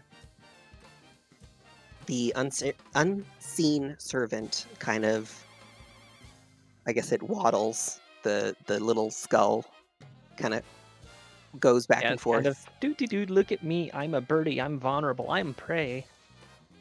And it gets immediately jumped by a wolf. And not only does this one's skull, but so do the rest of you. Everybody roll initiative. You need to add us to the combat tracker first. Oh dear. That's a thing. So, question. Unseen Servant, it says that it's a shapeless medium force. Would you count it as being susceptible to physical damage from, like, slashing and Yes, it stuff would like be. that? Yeah, it's got 1 HP, right? Yeah. So that pounce probably dispelled it then, right? Yeah, it's safe to assume. All right. Oh, welcome back, Mordecai. I'm sorry, I'm looking for the combat tracker. It's the cross Top swords right, and the up cross There it swords. is. Oh, Gar's already a part of it.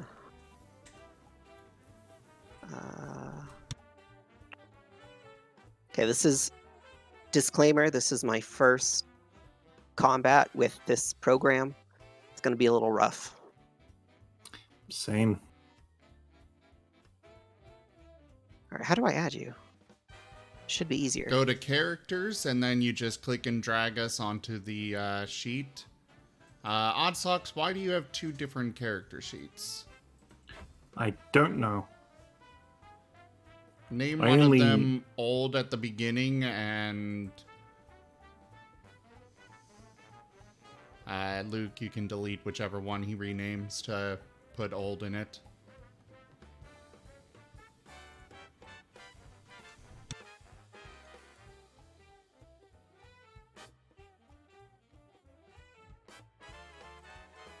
So for everybody, now that we're all on the combat tracker here, on the main tab of your sheet, there is an INIT. You just click and drag that or double click it into the chat box. Oof. Well, Lake got a bad roll finally. The old one's the one with the Marten. I don't know why it's there, but I can't access it. Oh, It's Mordecai. just there. Oh, sorry. Sorry, I didn't mean to interrupt. I'll take care of it later. Right. Mordecai, we are rolling for initiative. Same with you, Odd Socks. How do you do that? On the main tab of the sheet, there is an INIT field. There's a plus on the below it if you've got a bonus on your dexterity. All right. Wearable, you there? Okay. Yes. Okay, I am looking for the wolves to add. I'm looking under encounters, but I don't see them. Did you set up an encounter?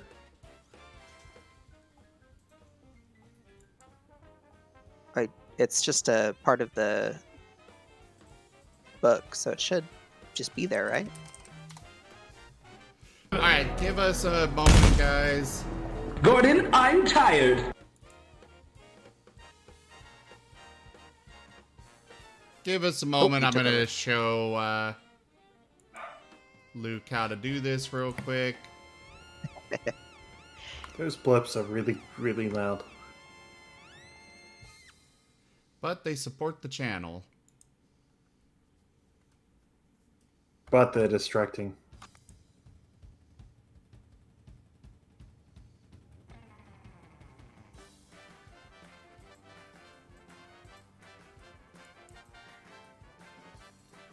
Alright, Luke, you watching?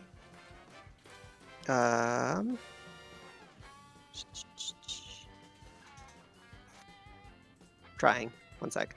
There we go. So you're watching now?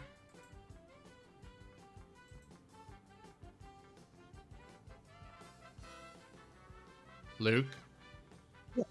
Mhm. Luke, you there? Not hear me?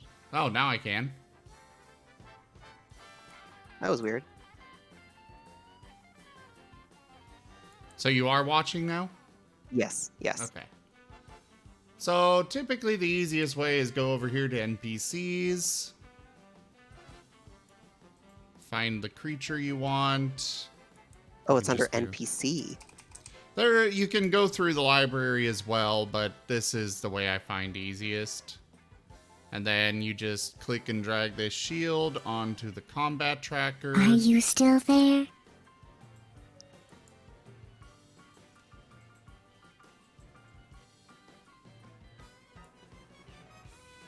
If it'll, there it goes. And now, I'm gonna assume there's at least 2 of them. As you can see, it automatically rolled an initiative for them. It did the HP. It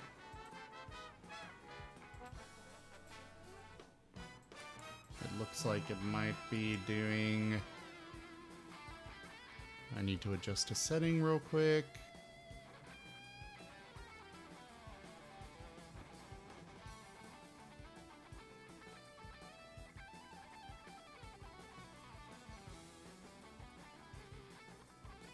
So yeah, the NPC numbering is random, so we never actually know how many there are, Luke. So like right now we got Wolf 5 and Wolf 8.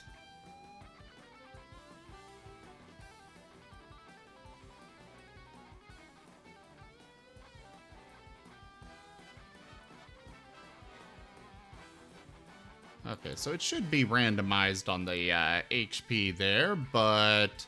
Otherwise, there is a little eye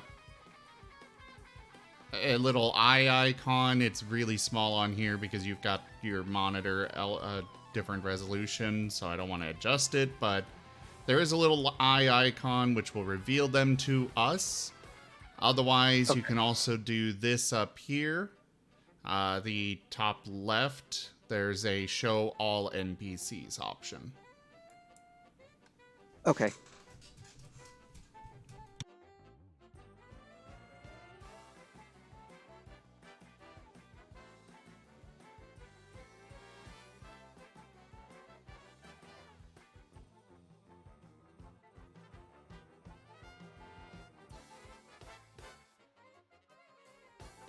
Okay.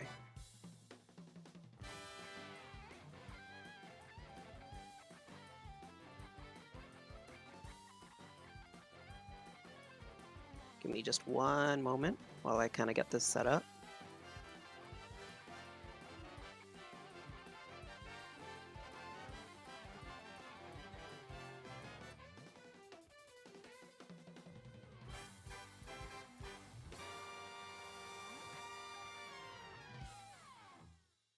Okay. So there's this pack of wolves, and they are just in every direction.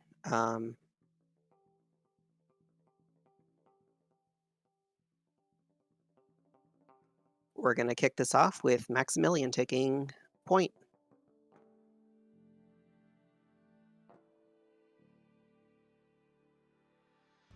Alright, so Odd Socks and Wearnimal and anybody else that needs a refresher, please pay attention. On the Actions tab of your sheet, you will find your weapons and spells and such if you have those. I think you guys are all melee, so no spells. To attack something, for a weapon, you'll see the name, the type, and stuff. And Luke, you do need to reveal them to us so we can actually roll on them. Sorry. There we go. That's a lot of wolves. So I'm just going to demonstrate real quick. You grab the die box with the plus, the one that shows an actual shadow die, and then you drop it onto your target. So like there, I did a bite attack against Wolf 10. And then Luke would let me know whether it hits or misses. And then you grab the then second it's the damage box. Yeah. I'm explaining for everybody, not just you, Odd Socks. No, I just got it. And then you drop it on them in the combat tracker as well. If we have a map, then you will, as you can see, it does the damage there in the chat.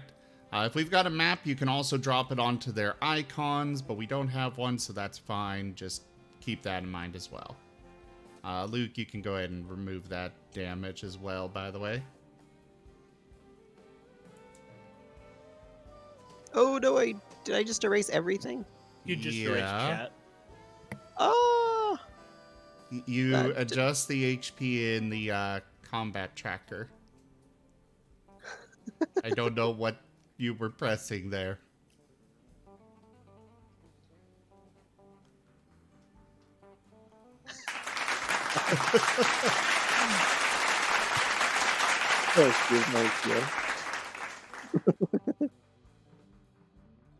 Okay, so Maximilian, you are taking charge.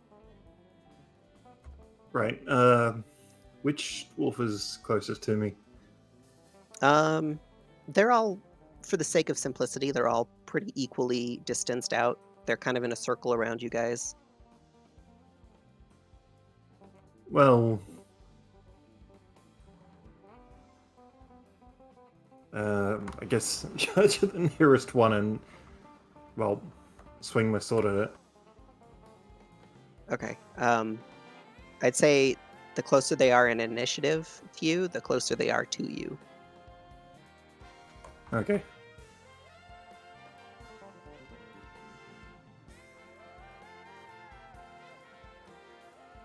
All right, that hits. Roll for damage.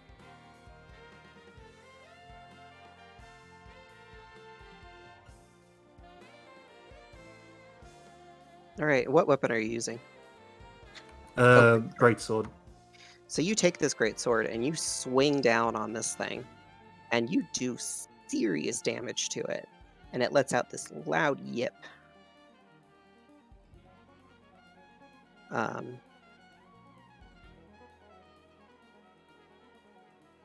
Okay. I'm figuring this out. It immediately retaliates. Am I doing this right? Hold on.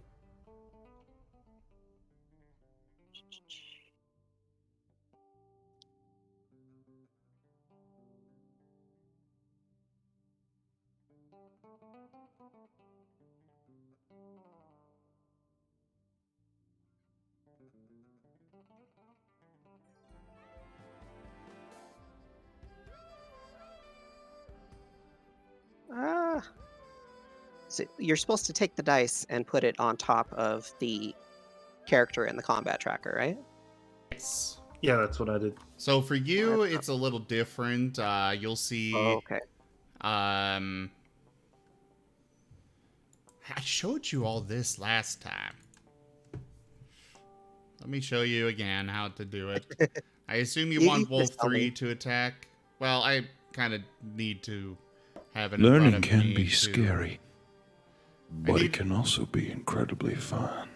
I need to have it in front of me to actually see, so... Okay. I'm sorry. I thought I knew how to do it, and then it didn't do it. Alright, got the stream here. Let me know when you're watching. I'm watching. Okay, so For you, you've got this little handy dandy thing. I see you've already got that up.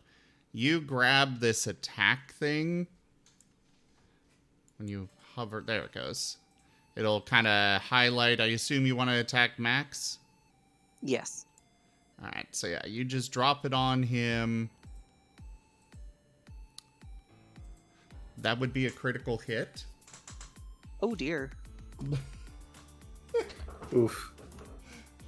I swear, every time that I am rolling against another player, my rolls are way too good. Let me get a card. I don't think I explained the cards to you, Luke, but that GIF that Toshime sent me in DM, yeah, that's basically what just happened here. yes, because we are all fully aware of what was sent to you in DM. That was me subtly nodding for Toshime to send it in tabletop images. Only DMs can send stuff in there. Oh. But anyways, so yeah, we've got decks of cards for critical hits, which replace how they actually work. In the case of rolling a crit, we need to clear the crit by rolling another attack, otherwise Fantasy Grounds will automatically apply default rules. So in this case, that would be a piercing damage. Muscle Piercer. Your next attack using a melee weapon deals 1d4 less damage. So that is for you, Odd Socks. Otherwise, this will do just normal damage because of that added effect. It'll say if it does. Huh? Where can I find these cards? They are physical cards I have. Oh, so basically I roll and then ask you. Yeah. Okay. So yeah, he only takes normal damage, but he's got that debuff to his next attack. Okay. How dare you keep those cards in meat space? What? How dare you keep those cards in meat space? We need them. Physical cards, she means. Yeah. Meat space. But yeah, so with a hit, you then roll the damage one on them. You'll want to wait until it kind of highlights, as you can see there. And now there you can, because the wolves have an extra effect, you can tell him, Odd Socks, give us a strength save. Okay. Mind if I take over again? Go for it. Okay.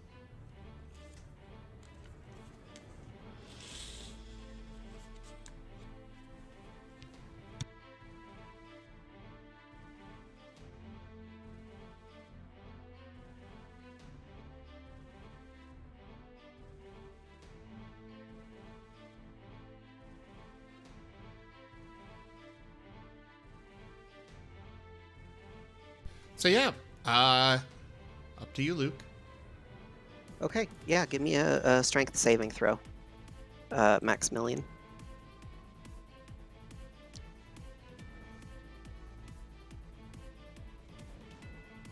Okay, you make it. So this thing just lunges itself at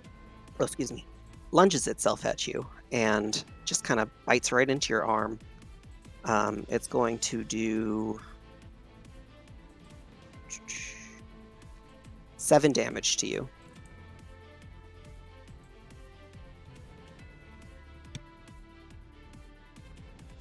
I had already rolled the damage on him to demonstrate. Oh, no. Luke.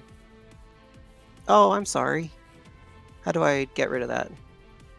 Odd Socks can go ahead and do it on his sheet. So, Odd Socks, just reduce your wounds by 7.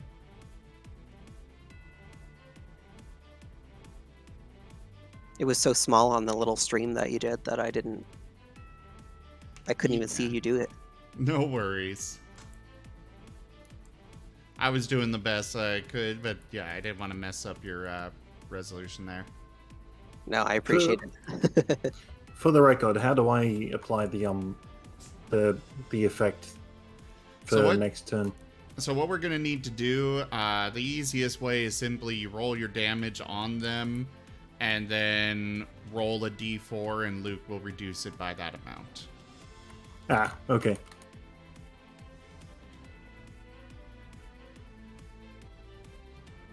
Or actually, the easiest way actually would probably be you roll the damage into the chat directly instead of rolling it on them, and then and then roll the d4 and he applies that.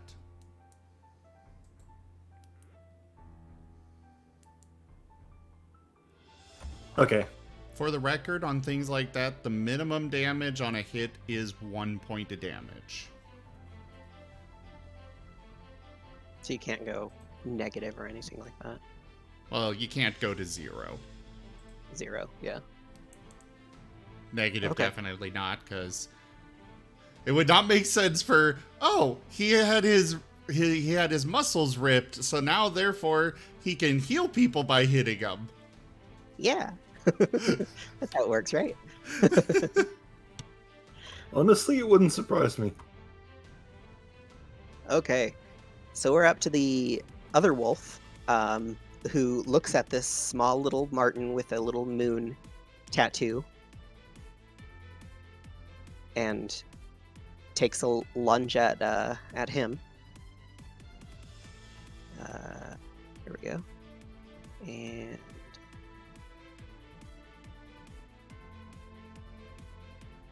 all right, it looks like it hits you. Give me a strength saving throw.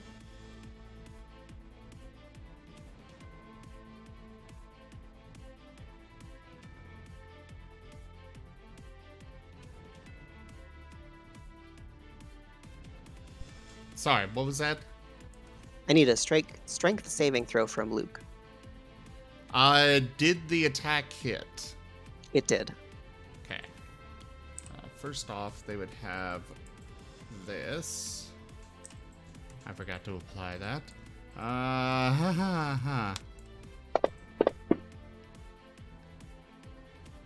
Oh boy, Okay. with a total of 0. Oof. You are knocked prone. You kind of fall back on your rump.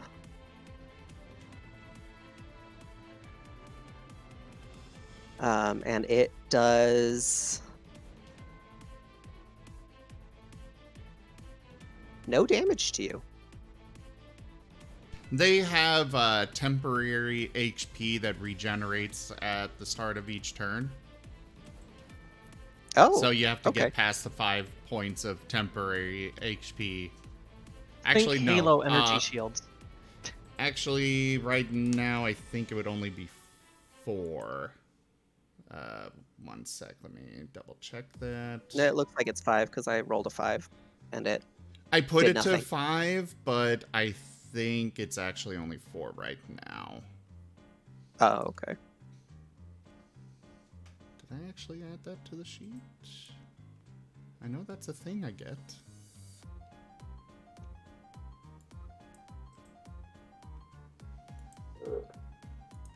Either way, we can move on. I'll figure out exactly how much is done here. Joke. Well, Luke is going to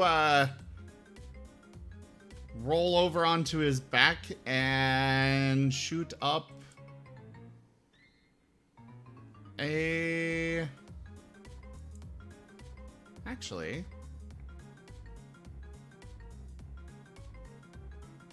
That gif right now, that is what's going on between the Luke and the wolf. I sent it to Zim. I sent that in tabletop images, but so Luke is going to use telepathic lash.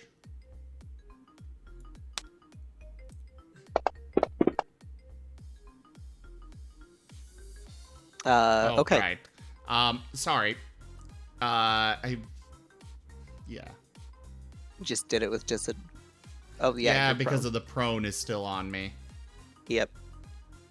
That needs to be so you- removed. Well, would being on your back count as being prone? Yeah, it would be. I mean, they're always on 4.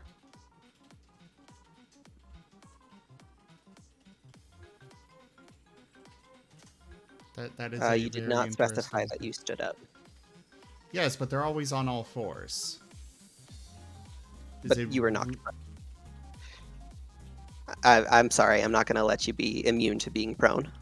I'm not asking for that. I'm asking for, he rolls over and back to normal position. Well, not quite normal position, but that was more for flavor thing.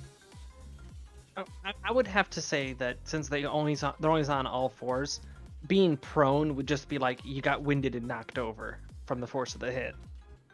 So it's functionally the same. Yes. But then I'd use half of my movement to fix it and then attack.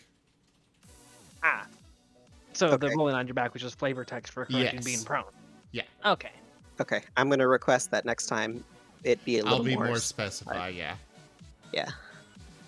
But go ahead and reroll. I'll allow it. You need to remove the effect. Uh... The little, to me it looks like a bird icon. I think it's a foot with a wing on it. Maybe. Either way, it's labeled as effects. Ah, I see it. There you go. There you go. Okay, now let's try it again. Really? Okay. So this lash of yours goes towards this wolf that attacked you and just phew, right over the head. Whoosh. And it just kind of snarls at you in response. He now has a reverse mohawk. All right, Mordecai, you're up.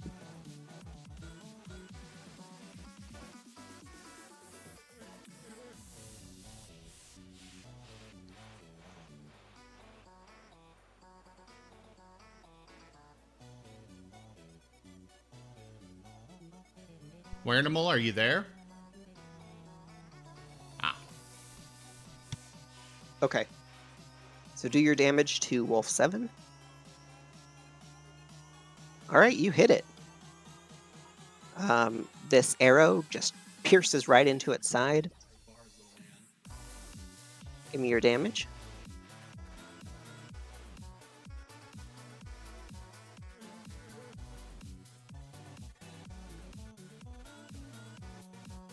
Oh, okay. It lets out a yip that just kind of pierces through the air as it kind of staggers a little bit from side to side. Still standing though. All right. After seeing this, the two wolves bring their attention to Mordecai. And they make an attack. The first one lunges, and you're able to just kind of gently sidestep it. A little bit of grace. Little pirouette. Little, yeah. The second one hits with a fierce bite. It just like that.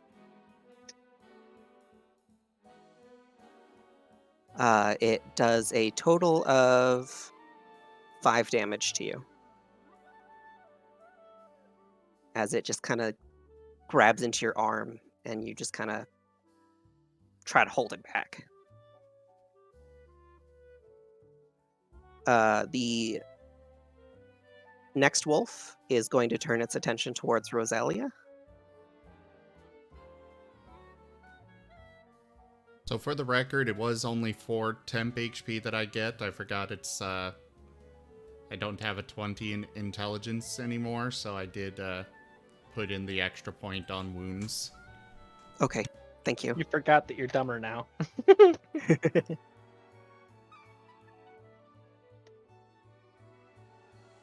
All right, this wolf goes for you, and what class are you, Rosalia? I have one role in one rank in Artificer, 2 ranks in Wizard. Okay. This goes for you, and you just kind of do a little hand thing, and it just confuses it. And it just kind of misses its mark. It bounces off your horns. Yeah. All right, Rosalia, you're up. Well, immediately after deflecting the blow, I'm going to retaliate. I'm going to use a natural weapon, kick. Alright, just drag and drop onto the enemy, right? Yeah. All right, you hit it. Alright, to do flavor text, it has to make a 9 strength saving throw or be knocked prone and knocked 5 feet back. Okay, let me...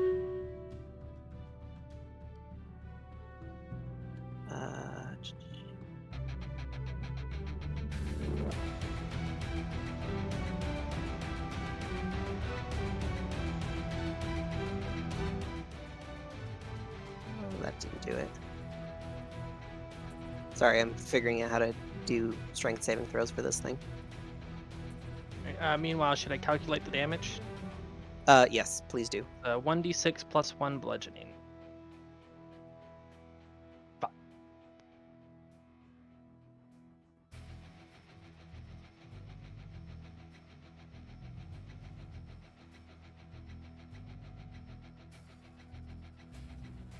Oh my word, how do I do the strength saving throw?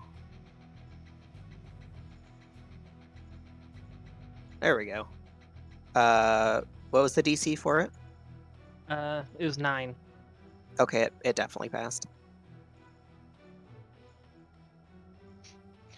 So it lunged at my head, it got antler. I kicked it in the head and it just shrugged it off. We were Yeah, evenly matched. You hit this thing and it just kind of like, what was that? Come at me, bro. Or sis.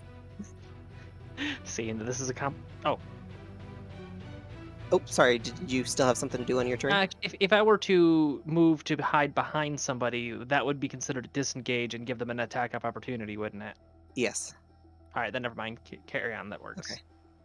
Oh no, where did the tracker go? There we go. All right. Gar, be prepared for an onslaught as 3 wolves bring their attention to you. Oh boy. The first one goes at you and misses. The second one hits you. It does kind of a zigzag before it jumps, and it rips into you, dealing 7 points of damage. And immediately following up is this third wolf, who also hits and gives you 6 points of damage. I need to get a strength saving throw from you.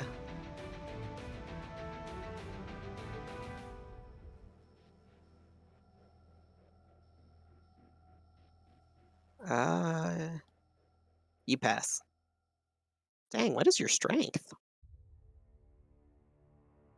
He is 18. barbarian. He's just gonna His pick up one of the strength wolves is and beat the other one with barbarian. I've got the same strength. Now observe, he's going to pick up 2 wolves by the tails and start using them as flails to take out the rest of them. At this point. All right, Gar, you're up. Okay, naturally as a barbarian, I'm going to cast Fireball. What? Fireball? Rage, but there isn't exactly a good way of doing it. There isn't a button. rage. There is a command, I forgot to set that up. If you look up Fantasy Grounds Barbarian Rage, it should tell you exactly what to put in. You even just have something you copy paste into your sheet. Or if Luke releases the character, I can do it for you. But go ahead and take your turn first, and we'll take it from there. It's advantage on saving strength checks and saving throws. Melee weapon attack using strength, I get bonus +2 to the damage. And I'm resistant to bludgeoning, piercing, and slashing. But this is after you rage, correct? Yes. Okay. And I also have ancestral protectors when I rage. So the target that I hit is going to be have disadvantage on any attack roll that isn't me until my next turn. Okay. So anyone that isn't you? Yeah, it can only target me, or it'll have disadvantage. Okay.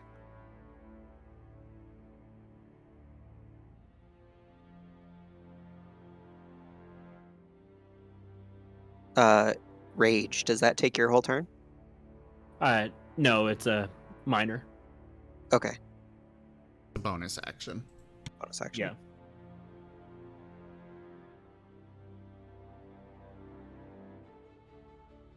All right, you hit it. You just yell in its face, and your words hurt its feelings so bad. I swing in the greatsword. When you scream so loud, you give a wolf a panic attack.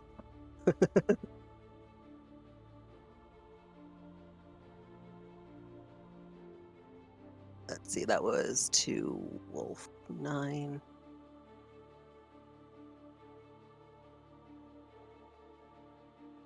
Why didn't it automatically do the damage? Because he didn't roll it onto them. Got to make sure you do that, Toshime. Go ahead and re-roll it. I thought I rolled it on 9. That's all right. It says dying. Okay. All right, so yeah, you nail this thing, and one hit, you just send it flying back, and it is just, it's dead. It's gone. Bye, Felicia. Just like the tree. Just like the tree, yes, a poor tree. All right, and then this last one turns its attention towards the other little Marten.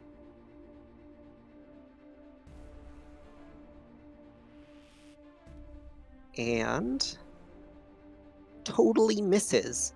Just completely takes a dive at you. 1? No. Oh, I have cards for nat ones. Okay, that's good to know. No, it misses, and it completely was thinking, oh, go for the head. And Lake was thinking, oh, duck down. And so it just flies over you. All right, Lake, you're up. I haven't set up all of my abilities just yet. But Lake is...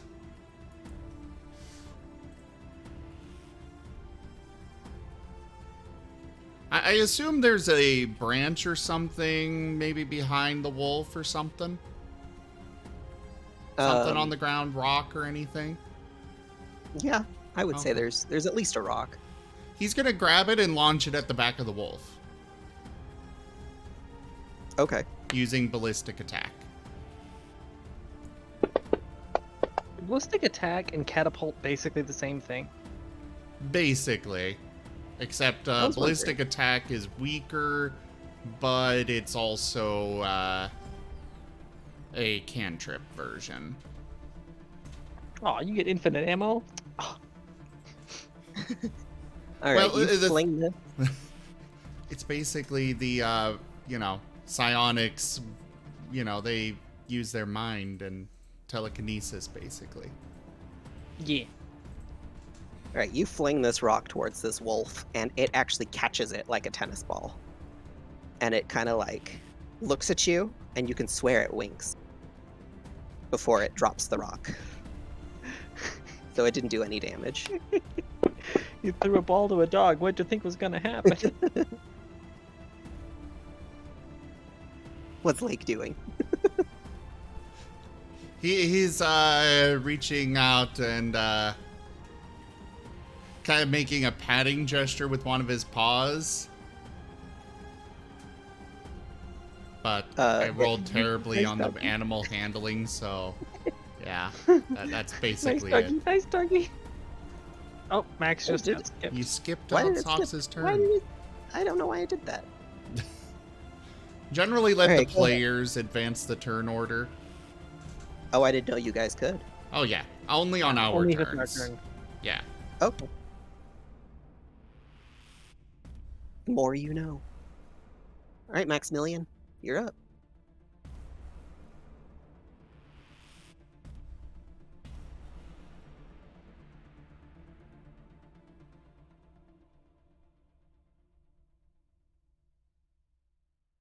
All right, you swing this great sword, and you hit Wolf 3. All right, do your Yeah. damage.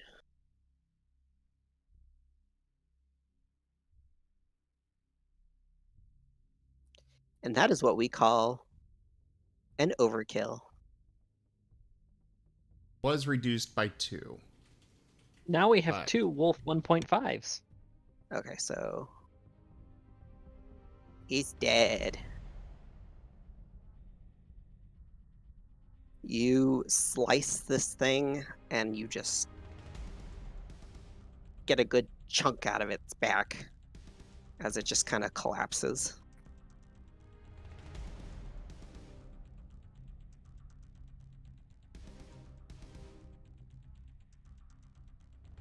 All right, is that your turn? Yeah.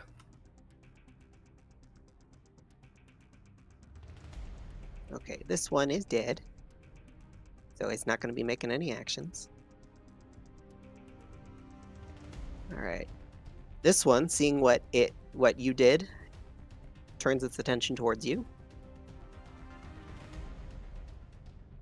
but overshoots and just misses the mark as you just kind of parry it back with your sword.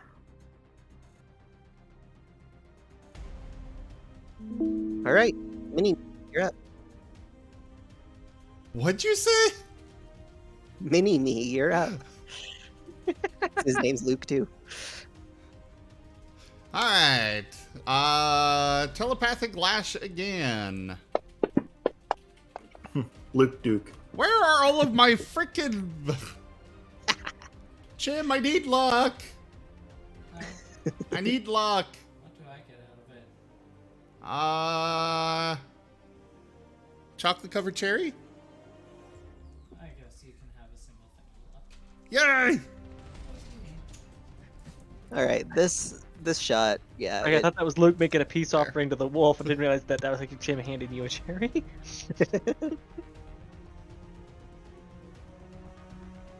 All right, Mordecai, you're up.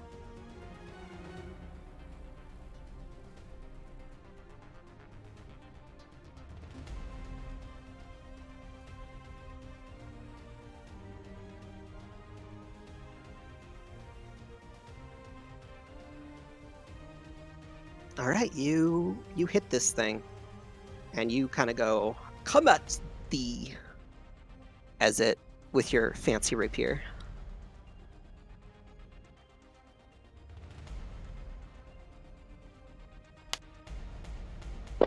Resist fire.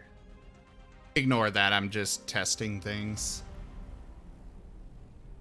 Is that you doing that? Okay, that's you doing Yeah, I'm testing things on myself here. Make sure I got this set up right. that. Okay, you did. Okay, Ignore it. Just ignore that. I'm just trying to read the chat. I'm confused. Basically, I've got an ability where I can resist certain elemental damage types when I get hit by one. And I was making sure that I put in the coding correctly by doing some, fire damage or fire resistance to myself, and then rolling fire damage on myself, and it did only do half of the damage, which is exactly what it should do. Okay, sweet. Mordecai, you hit this thing, and you kind of like do a little Zorro, just like that. And you cut off a good chunk of fur. You kind of got a naked wolf here. And it takes a sizable chunk of damage.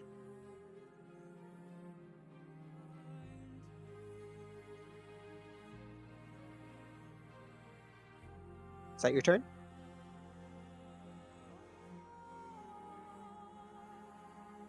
Duke.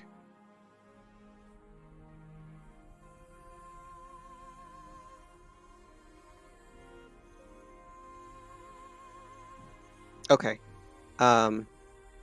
To hide, you will need to disengage, and it will get an attack of opportunity on you. Do you want to follow through? Actually, I believe Unless rogues is that a have rogue a trait? thing.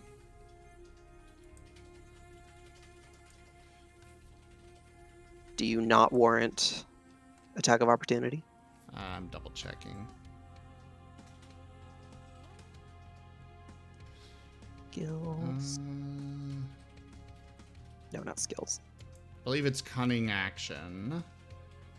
Okay, yeah. So using a bonus action, he can use his bonus action to take the dash, disengage, or hide action.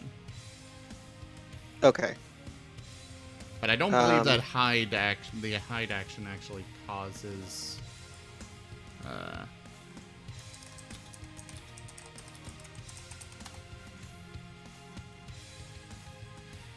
I don't think you can really do hide. Just because you're kind of... That's more for, like, if you're behind a rock or something, you step out to shoot, and then you use the hide action to step back and, hide yourself. But right now, we're kind of surrounded. What my ruling is going to be is I need you to give me a stealth check with disadvantage because something is focusing you.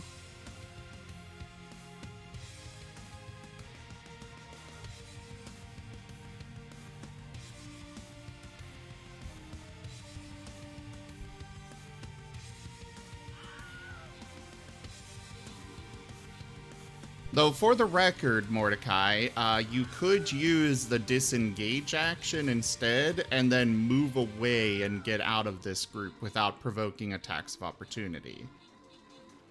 Just for the record. You can sneak into some underbrush. It just would require... Basically, right now, you need to use disengage, or else you take attacks of opportunity.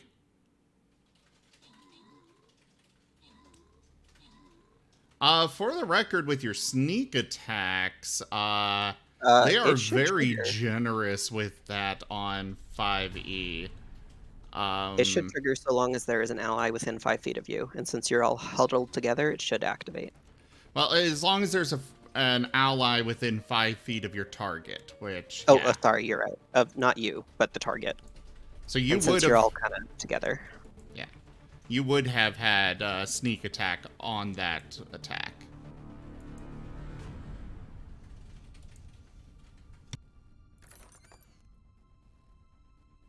So go ahead and actually add your sneak attack now. You have 1d6, I believe. Or, no, you're level 3, so I think you have 2d6.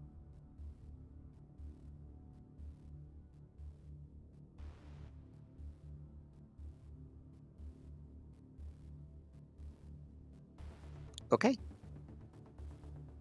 You hit this thing, and it dead.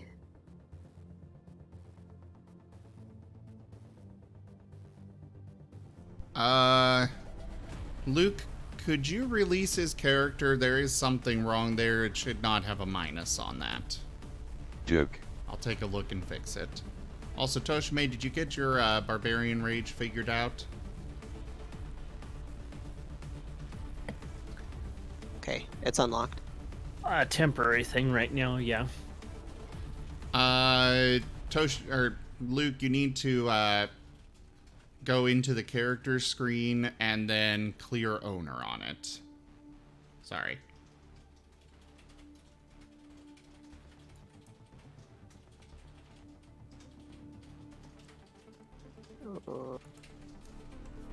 Clear owner. Yeah, you find his character, right-click on it in the characters menu, and just right-click on them and do clear owner, and I can go ahead and fix that. An earnest disciple. I've got rest, export record, close window, and minimize. Not combat tracker. I'm not in the combat tracker. Oh, hold on. I think I understand what you're saying. This is Mordecai. Clear owner. Alright. There you go. I'll get that fixed for you real quick, wearing them all.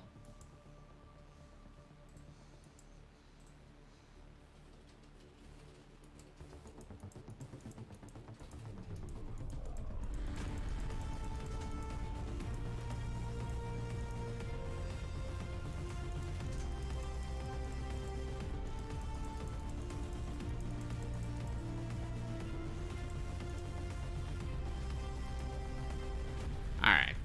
There you go. Looks like you do nothing but piercing, so the sneak attack would also do piercing damage, but you'll want to update it if it does if you use a different weapon for the sneak, that you apply the sneak attack to. It just deals the same type of damage. Go ahead and release it back to him, Luke. Okay. Or clear owner again. There you go. Alright, so now you can go claim your character again, wearing them all.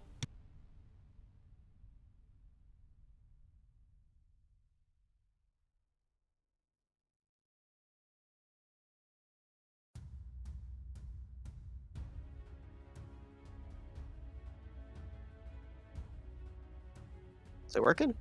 You got it? Looks like you haven't claimed it yet. You need to go click the characters menu. There you go. Ah, good. We're good. Alright, so anyways, moving on. Okay. It still killed the wolf, it's just you wouldn't have had the -1 to that damage.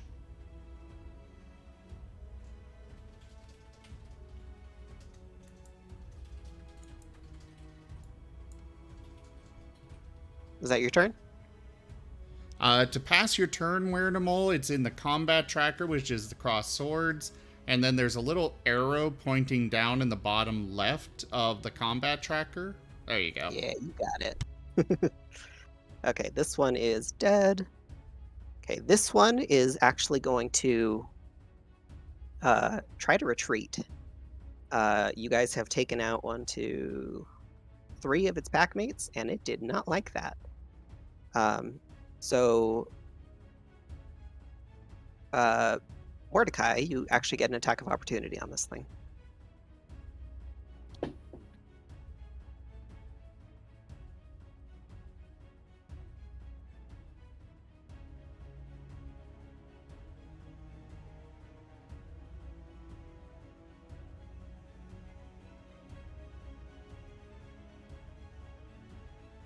Since you're in melee range, that will be disadvantaged. Which you cannot actually use a ranged weapon for an attack of opportunity. It has to be a melee. Plus, you were already using your melee weapon, so you'd have to stick with that. Yeah, you have your rapier.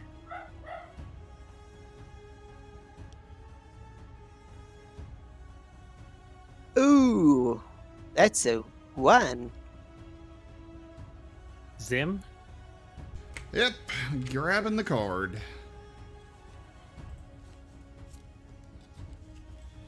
So that was melee.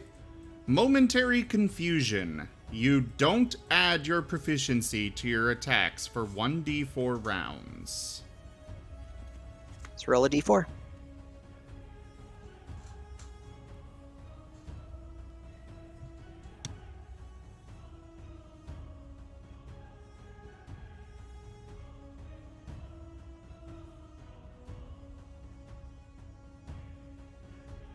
All right, 3 rounds. You don't have proficiencies. On your Alright, next attacks, just down in the bottom left, there's a -2 button. Just click that before the attack rolls. Okay, this one gets away.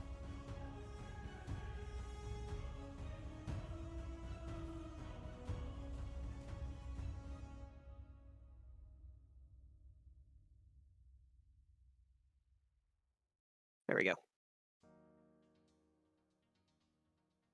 All right, this one is a little more hardy and sees Rosalia and goes, "Oh, hell nah."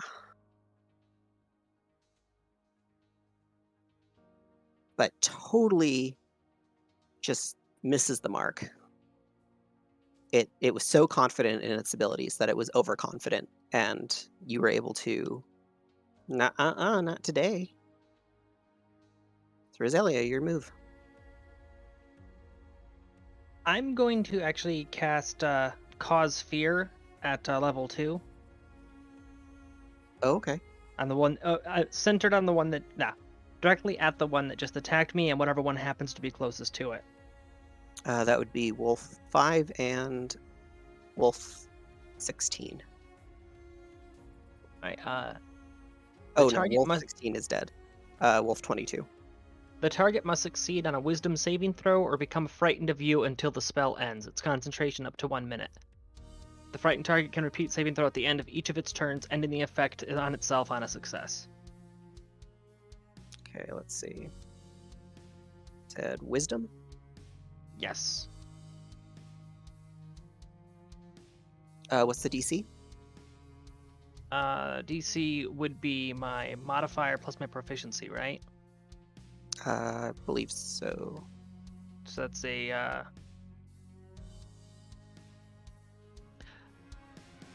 I'm confused. Sorry. It's okay.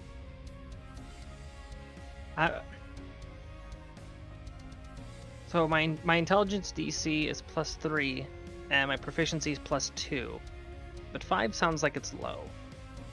No, I'm doing the math wrong. Spell save. What's your spell save? Where is that? Let me check your character. It's typically 8 plus your ability modifier plus proficiency.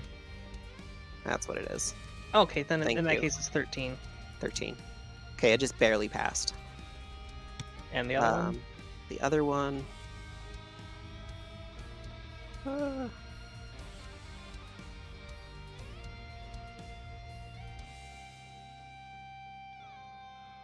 That one makes it too. So neither of them are feared. Come on. One barely made it, and then the other one did okay.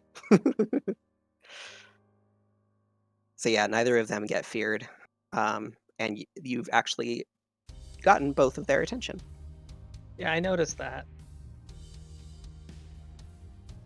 So this one, after seeing you like, oh my god, it's so scary. Wait, why were you afraid of a rabbit? you kind of go jump into its face and go boo, and it just kind of looks at you flat-faced, and then kind of nips at you. I've offended their religion. That's what that is. That's what snapped them out. This one actually hits you. Hold on. I have shield. I can cast that as a reaction. It consumes 1 level 1 spell slot. Increases my AC by 5, so that'd make my AC 20. Then it missed. Okay, so I was able to deflect it with the shield. Okay. All right, that will last until my next turn. My AC will be 20. Okay. This one is going for Gar. And I have resistance. Okay. What is your resistance? Remind me. basically everything. Bludgeoning, piercing, and slashing. It reduces damage by half. Okay. It still hit. But damage-wise, how do I have it? In the upper right corner, there's a +/- button. Oh no! Just had the wolf hit itself. Oops. That's one way. I'm sorry. Repeat what you said, Zim. In the upper right, there's a +/- button below the combat tracker one. That is modifiers, and then you can click the half button and then roll damage. Duke.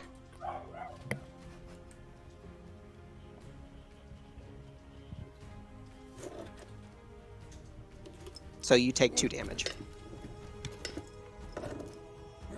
Okay.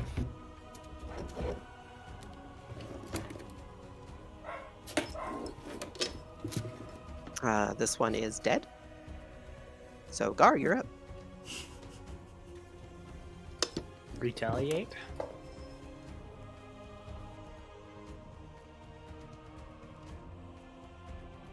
Okay.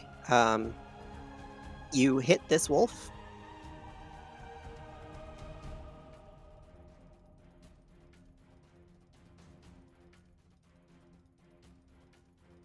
And you get a big hit on this guy.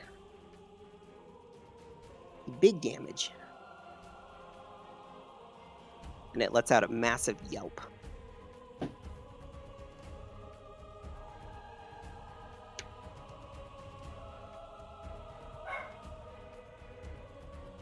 Alright, is that your turn? Yep.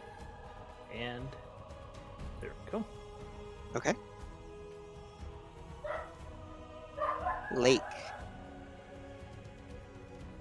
He coming for you. No. And he hit ya. I'm pressing my no button. Your no button? Yes, my no button. But he hit you. But I pressed my no button. But he hit Nobody did influence for the no button. Oh!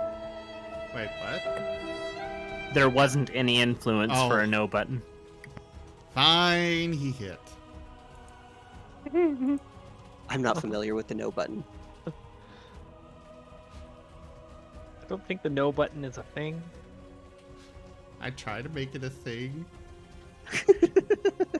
Uh-huh. Alright, Lake. Let's see what you're taking.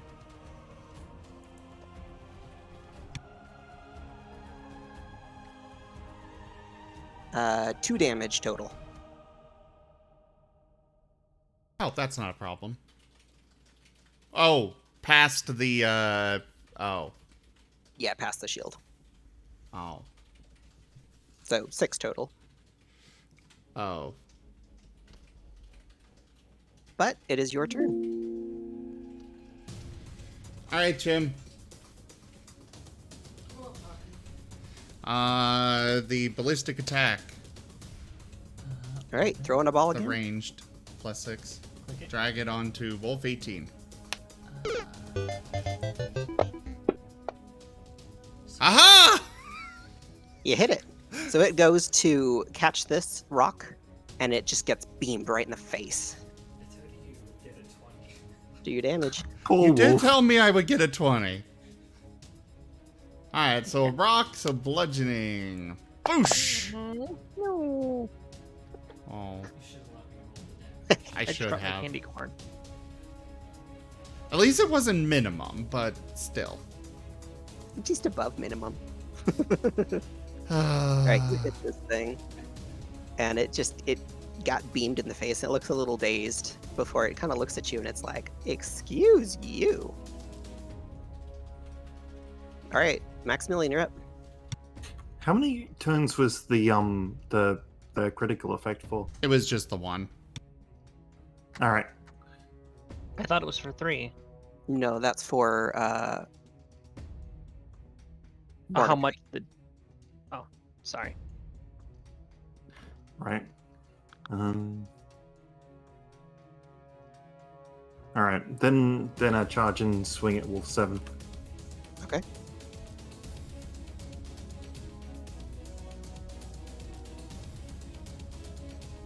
Okay, you're so confident in your ability that you just rush in and you swing as hard as you can, and the wolf just sidesteps.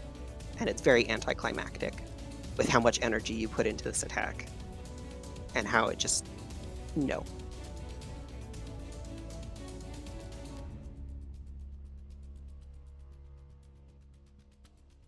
Right. All right, that one is dead. All right, this one is going to attempt to run. So Max, you get an attack of opportunity on it. How do you do that again? Roll to hit on it. Should let you, even if it's out of turn. Okay, you hit it. Do your damage.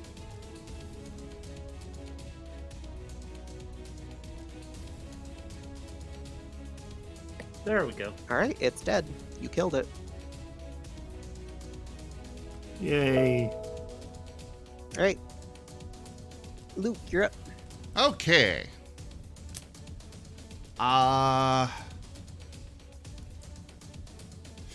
So, Luke is going to...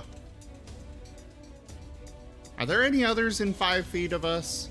Or in 5 feet of Luke? No. The ones that are closest to you are all dead or gone. Good. I'm okay with this. In that case... Energy beam! Why is that not right? There we go. Now it's right. Projectile vomit again? No, this time he's going with lightning. Ooh, sparky. On Wolf 1. Vomiting lightning. Which one's Wolf 1? Did it succeed or fail?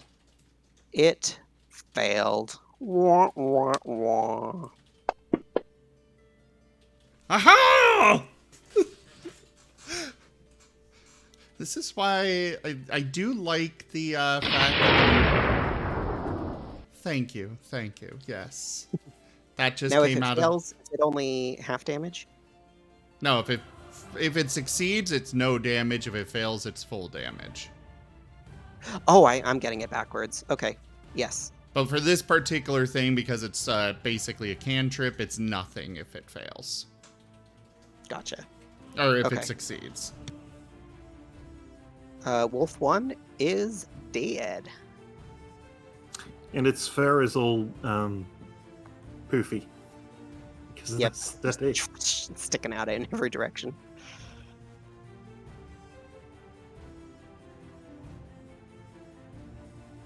Okay, Mordecai, you're up. We got 1, 2, 3 more wolves standing.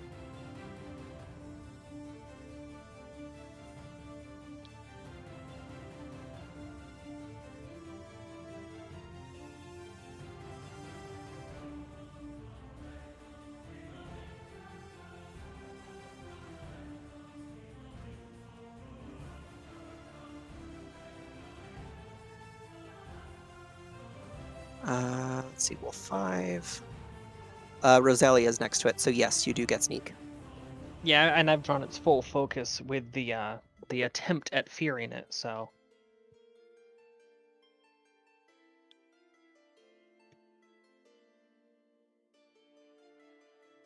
All right, you hit it.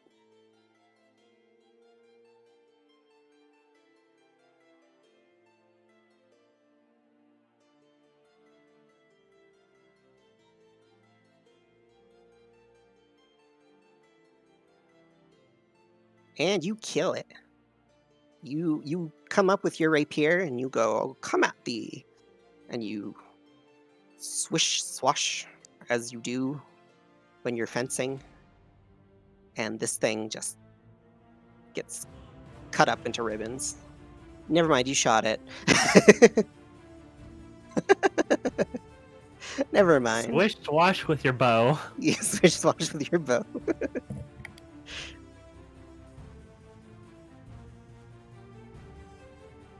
Alright, this thing falls and it's dead.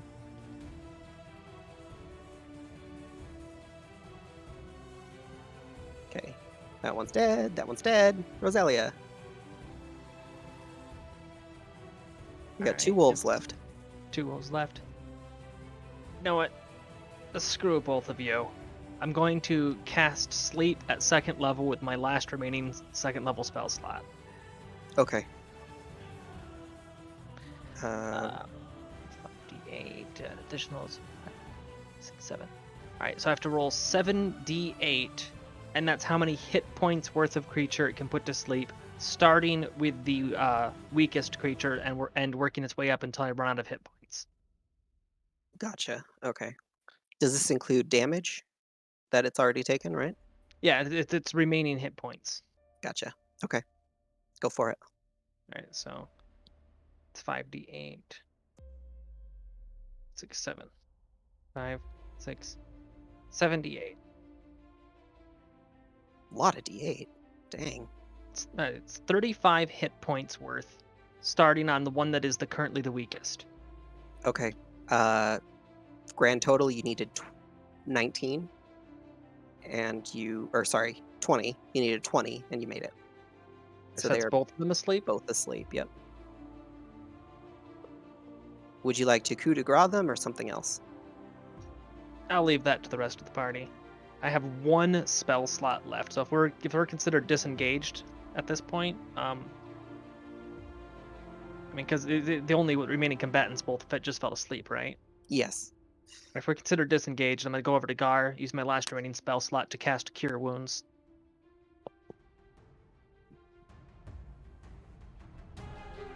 That is 1d8 plus my spellcasting ability modifier, so that would be 1d8 plus 3.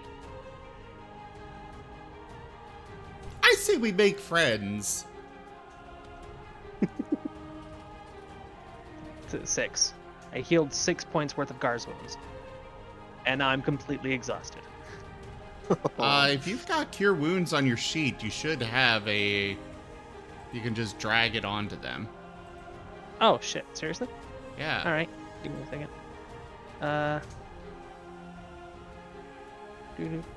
Where? Do. Just drag that part, or? No, that didn't work. Click the magnifying glass next to it. Alright. Oh, I got it.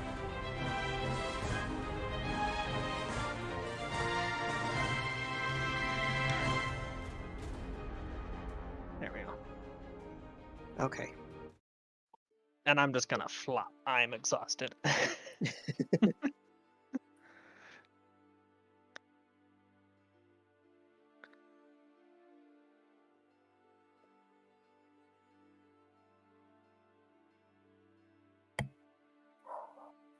And as the ancestors are still controlling me, I'm going to go start chowing down on some of the dead bodies.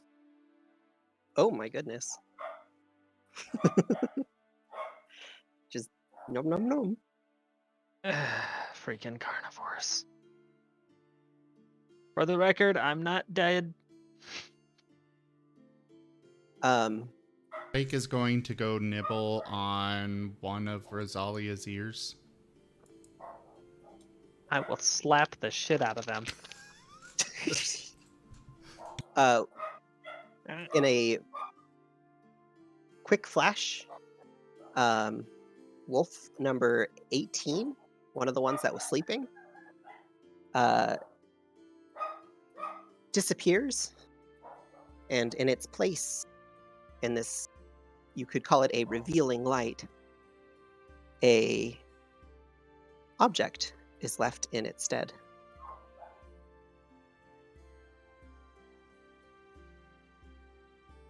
Seems by some divine intervention you have been gifted. Oh, hey, look, a loot drop.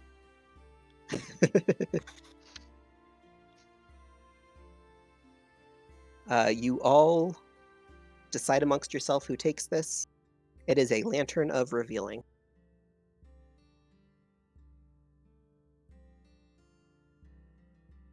I vote the one of us that can't truly die takes it.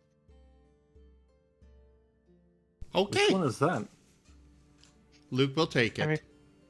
I'm referring to Billy Bob Joe Bob Harris, my unseen servant. Do I He's have to already like dead. drag it to you, or are you able to find Yeah, it? he's already dead. He can't die. I just summon him back again. Well, yes, but he can't keep it. Well, I can just hold on to it for him then, because I'm polite like that. You'll need to drag it to my inventory and make sure that it's identified if you want us to have it identified now.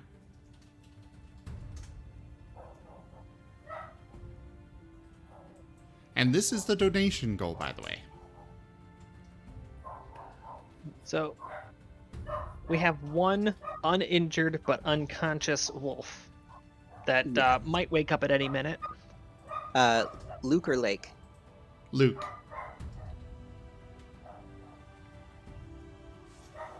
Did you just share it with me? Did I? I clicked and dragged. Huh. Weird. I got it, though. Okay. That worked as well, so I do need you to go to my inventory and click the shield icon and click the ID button.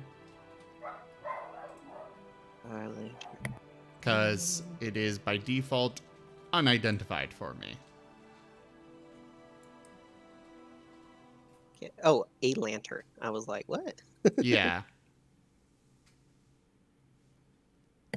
Which brings the question, if the unseen servant was using that, would it become visible? It would. Ooh. Yes. Oh my god. And to the unseen servant, just suddenly you can see this ghostly butler. Like, that's what you look like. I will let you decide what its actual appearance looks like. I may have too much fun with that. I'll get back to you on it. So just so everyone knows, while lit, this hooded lantern burns for 6 hours on 1 pint of oil, shedding bright light in a 30-foot radius and dim light for an additional invisible creatures and objects are visible as long as they are in the lantern's bright light. You can use an action to lower the hood, reducing the light to dim light in a 5-foot radius.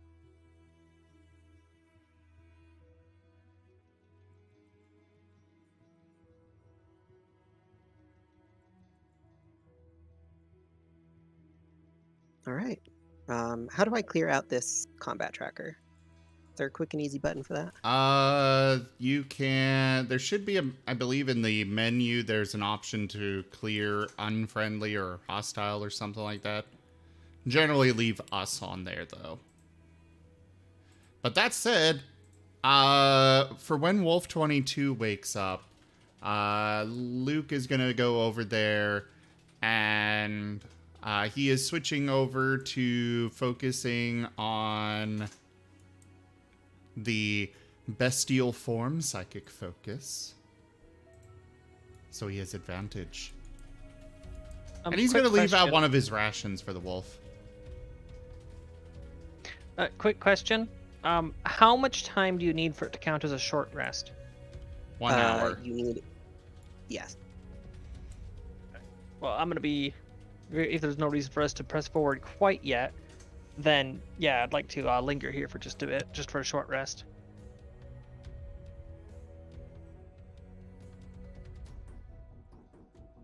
And for... To, go on.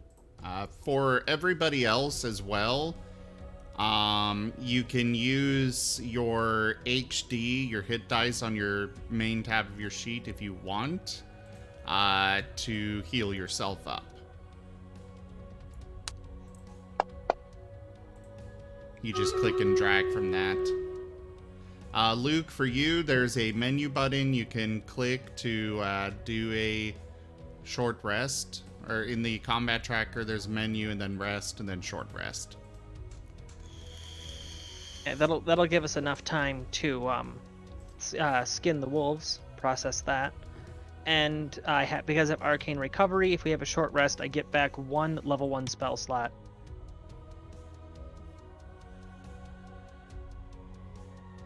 All right, perfect. All right, so you guys have this sleeping wolf that is kind of shifting in its sleep, so you can tell it's kind of starting to wake up. Actually, how long does sleep last? Does it specify? Uh, I want to say it's 1 hour. it says duration is 1 minute unless they are physically disturbed. Okay, so it is shifting in its sleep. Before we take the short rest. Yeah. All right, so I do not currently have a spell slot available. So Luke is going over with some food and leaving it in front of the wolf. Wernimal, on the main tab of your sheet, down at the bottom in the middle, you'll see HD with some dice. You can click and drag from that box into the chat, or you should be able to double click, and that will do the healings automatically. All right, Zim. This is how this is going to go. Why am I even bothering doing that? I didn't take any damage. I need you to tell me high or low. Joke.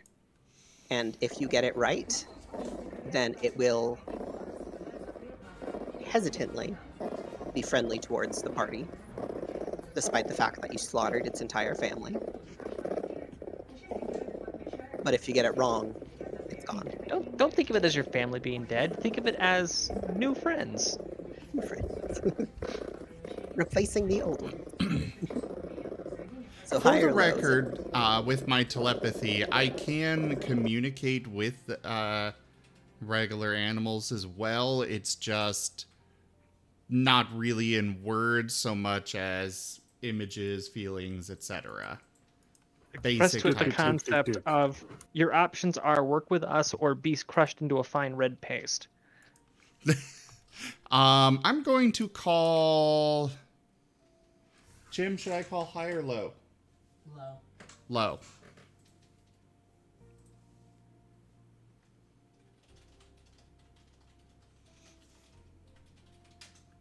Hold on. There we go.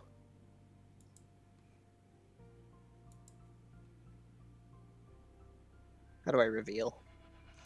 You can click and drag it into the chat again. Like, click, drag it a little bit. Okay, so it was out of 100. Perfect. No, that was a D20. Oh. You just gave him hope lash. So this thing wakes up and it kind of locks eyes with you for a second and then just fails. But I rolled a 19. It's already gone. You're able to put your hand over it as it runs away. You handled the animal. I wanted a friend. You can take an attack of opportunity if you'd like. Otherwise, I'm not gonna attack it. Grapple, break it like a horse. You know, that's If a you good want point. A friend, that's if a you good want a friend. Tanya's right here. No, I'm sure there will be others. there's always next time. All right, The so you Martens guys will are wind going up to with a menagerie. The Marten's quest for pets. All right, you guys are taking a short rest. Yeah, during this short rest, are we processing the wolves for hide and meat? Okay, so Chim's first thought was high for that, but he told me low just to screw me over. To be fair, how would he really know? Chim is luck. Do not question the luck, Sune.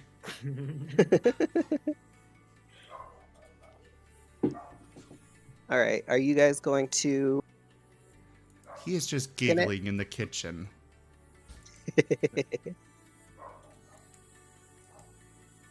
Whoever decides to skin them, I would like a survival check.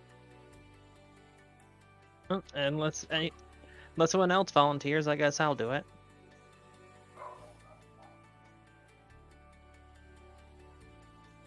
I do not have proficiency in survival. Let me check. So, I've skinned a lot of things before, but that was always in a laboratory. It wasn't out in the field. I have proficiency. Luke and Lake do as well. 6. Okay, so you get to start skinning these. I would like to say, while Toshime is doing one, Luke and Lake are gonna get started together on another one. So together they're working on one? Yeah. Okay. How many dead give me wolves are advantage there? on that. God damn it! 7, I believe. All right, so there's definitely more than 3. Yeah. How is it that the herbivore is better at processing animals than you are? Well, I mean, probably I guess- because I was trying to butcher the one that I had already tried to start eating. Yeah, and Luke and Lake got a little distracted. They're hungry too and started eating instead. Oh. I'm the only one who's able to actually focus on the job rather than just eating it. Rosalia's just there like, ugh, carnivores. This is just a dissection like any other. Only this time Well, I'm not except for eating just travel bones. rations. Okay.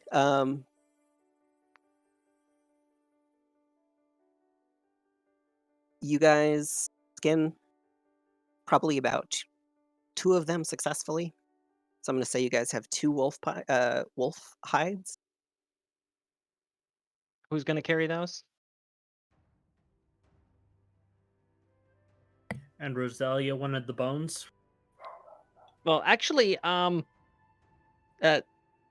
you little angry squirrel thing, you can spit acid, right?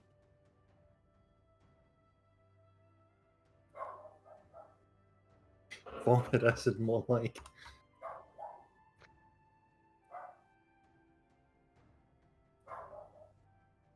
If you would be so kind, would you be willing to use that acid to clean these skulls for me?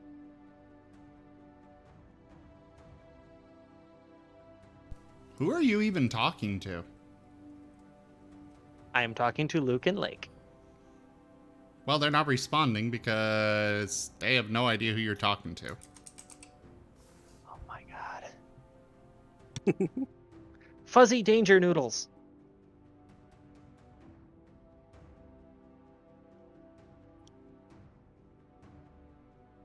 You're gonna make me say it, aren't you? Okay, fine.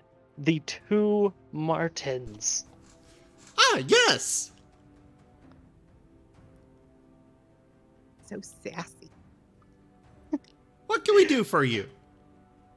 Would you be willing to use that acid spit ability to clean these skulls for me, so that I can better use them for my necromantic magic, which assists the entire group?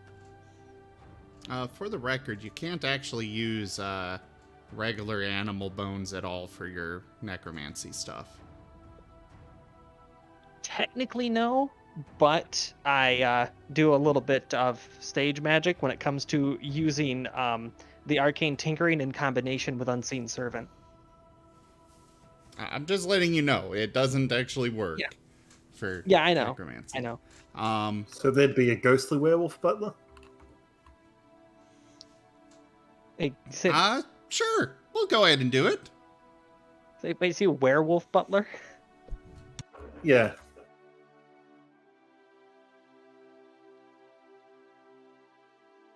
Okay. Are you going to projectile vomit on this skull? No, I am going to use my energy beam to do acid.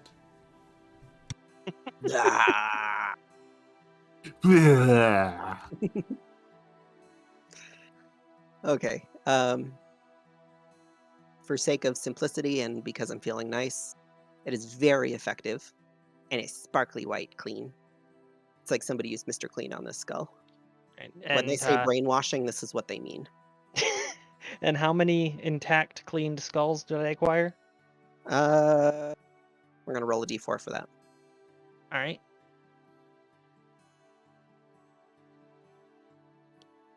Did it work? No. Come on.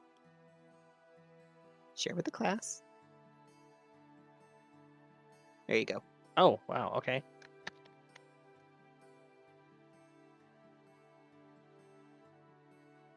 And that would be 4 of them, so that's 4 extra pounds of weight, right?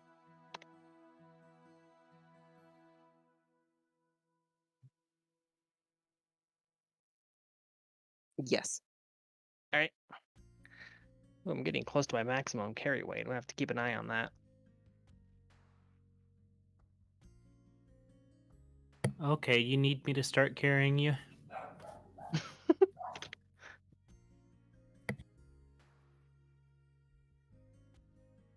Wouldn't that put you over the max carry weight, though? Because you're carrying everything that's being carried. Not really. How much does Rose? Hey, hold on a second. Okay, so I just realized that I had forgotten to take the rope out of my inventory from earlier. Somehow, in the act of removing the rope from my inventory, my carried weight went up. That's impressive.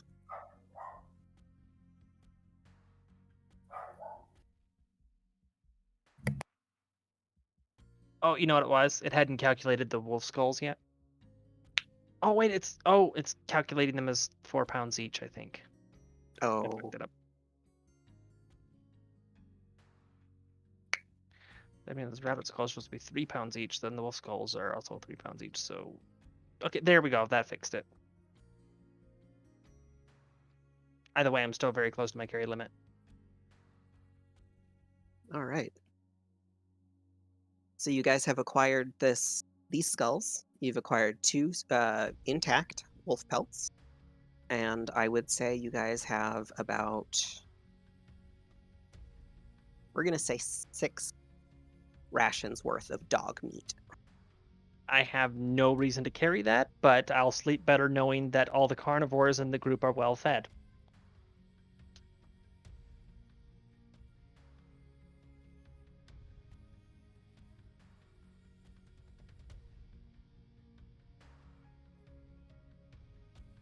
Okay. So you all kind of settle down and you kind of take a rest, and it's up to you guys if you'd like to keep going or if you want to stop there. I'm good with going. With continuing. I have nothing planned for the rest of the night. I don't know how long you guys usually go for, but I figured it was about 3 hours. 3 hours, 20 minutes, according to the timer. We are slotted for another half hour at least, but as far as going past, that's up to the group, but we are slotted for another half hour. Okay, so it's usually a 4-hour window.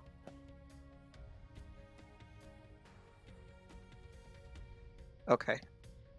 That's good to know. Yeah, we can keep going. So you guys finish up this rest.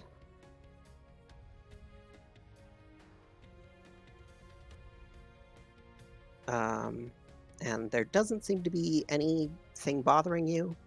The wolf that ran, or the 2 wolves, I guess, that ran away,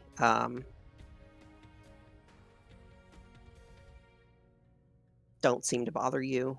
You can kind of hear them sometimes in the distance, kind of howling. They're kind of mourning their loss. But other than that, it's pretty uneventful for a short rest. Okay, sounds good, Mordecai.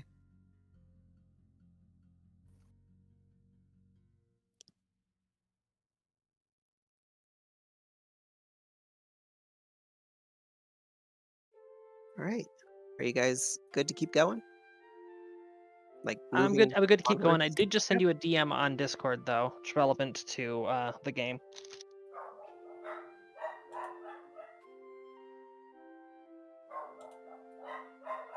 Oh.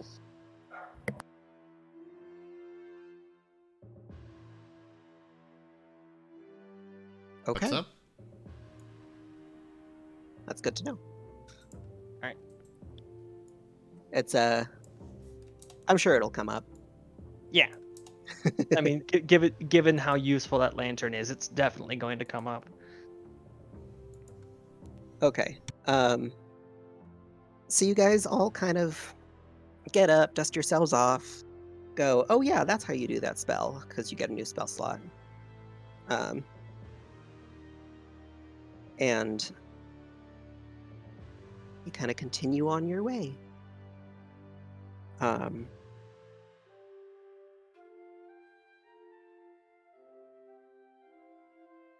As you guys trot along, you start to see some ruins off in the distance that are definitely being overgrown by the forest itself.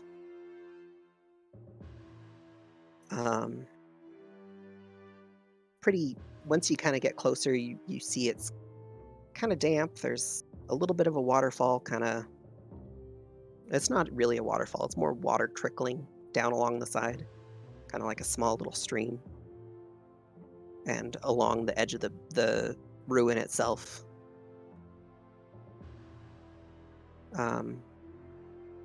there's an archway where you can go inside, and just outside of this is a skeleton wearing a captain's hat.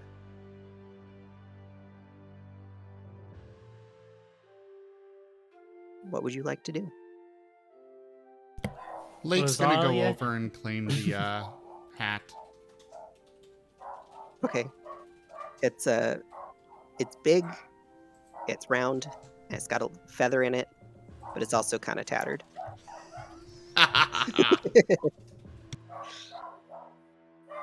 Right, I'm going to look over the remains to see if they have any keys on them.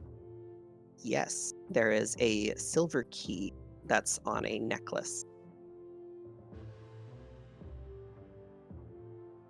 Hey, you still got that box with you? Yeah! And Luke's gonna pop it out in front of him. I'm going to. Where were they keeping it? In their I'm saddle going pack. I'm going to hold the key at arm's length so that Luke or Lake can grab it. I am not going to attempt opening the box myself. Luke will take it and try to open the box. Okay. How? Oh wait, There's you no said there's no keyhole. No, right. that key's for the jail cell. Probably. With the skeletons. Okay, they're putting the cube back.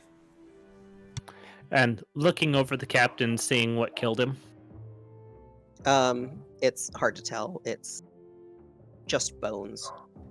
Any damage, piercing type stuff to the bones, or? Give me a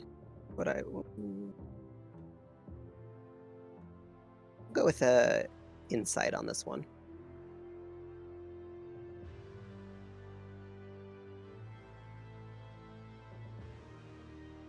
Okay.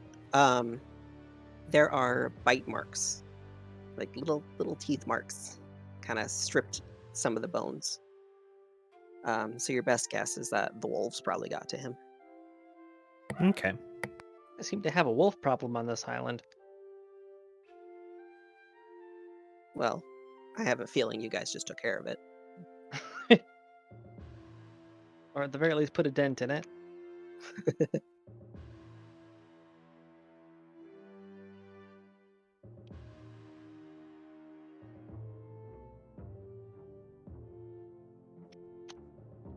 Maybe we should inspect this ruin a little bit. Yeah, you know what? I've got just barely enough energy to cast a spell. I'm going to summon Unseen Servant again. Okay. It's back down to no spell slots. And I'm going to take one of the wolf skulls from before, and using magical tinkering, I'm going to imbue it with a glow, and have the servant begin exploring around in the shadowed areas of the ruin. And I'll just be keeping an eye on where the skull's going. Okay. The ruin itself is actually fairly small. It goes into this room and it kind of illuminates the area. And there's birds chirping, as you can hear in their little ambience. And it lights up kind of the walls, and you can see some shapes that are kind of on the walls and on the floor. So, like, they're just weather worn beyond readability, or? No, they're like shapes. Like, if Shapes of you what? want to like go in, I can describe it a little better. Well, yeah, I would be, keeping a healthy distance, but having it moving the skull close enough to thoroughly illuminate the various surfaces in the ruin. Okay.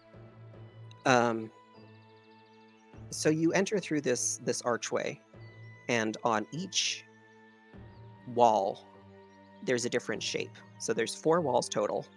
There's the wall you came through, which has the archway. On your left, this wall has a circle. On the wall in front of you, there is a triangle. And on the wall to the right, there's a big square. On the ground is a pattern of shapes. And I'm going to actually put this in the chat to make it a little easier for you.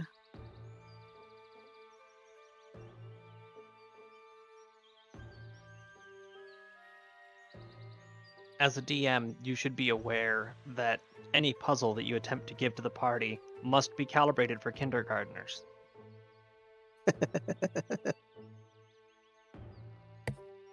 So all we're missing is the X.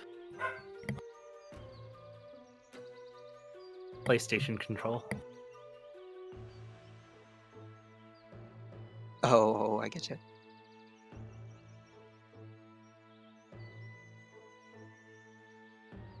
And then I'll put what's on the walls as well in the chat.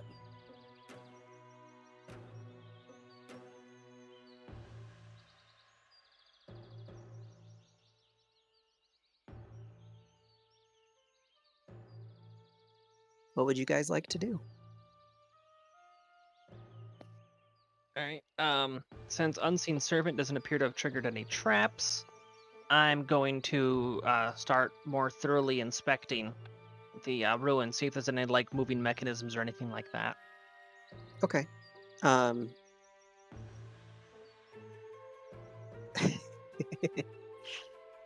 you guys need to know I love puzzles. So as a DM, I'm going to be throwing puzzles at you guys.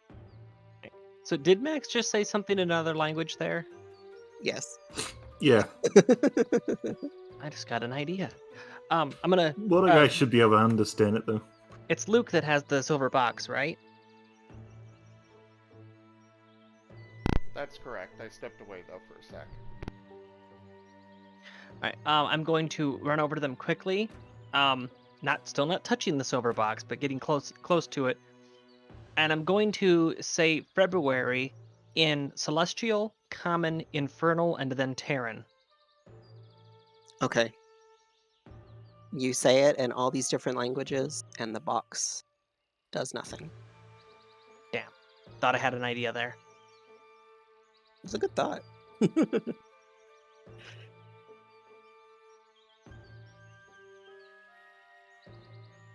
Max, I don't understand a single word you're saying. It does not respond.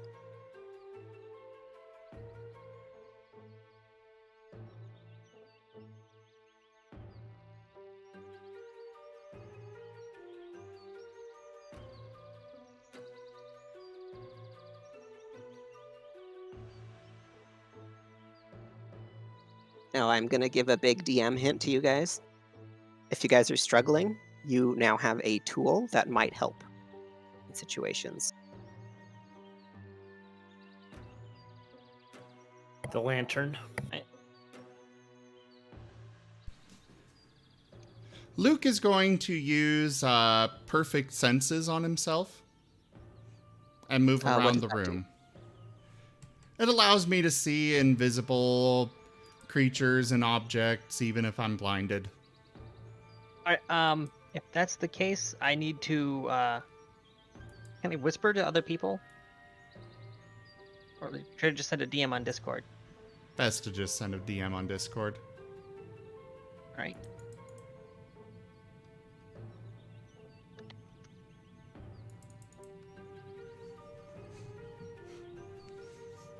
Luke's first reaction would not be to, use the lantern. I don't know why you have the lantern if you can do that. Shiny object. And, Martens are kind of kleptomaniacs. All right, give me a second for this message to come through.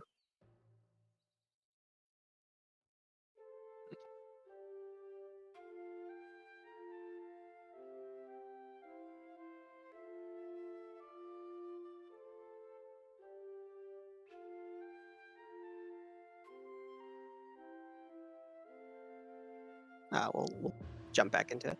Okay. I sent him the DM of the thing that would be visible to him, to Luke. Oh, okay. Okay.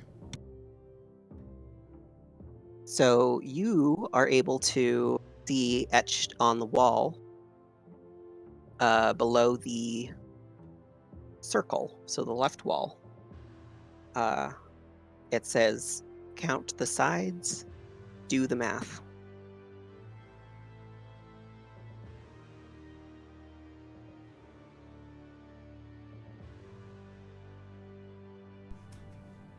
It seems we need to count the sides and do the math. Circle, that's 1. Triangle is 3, so that's 4. Square plus that's 8. What'd you say the fourth side was? The fourth wall was the entrance. Alright, so there's... And there's the other one that has the triangle, lower dot, single dot raised, a square, single dot raised, and a pentagon.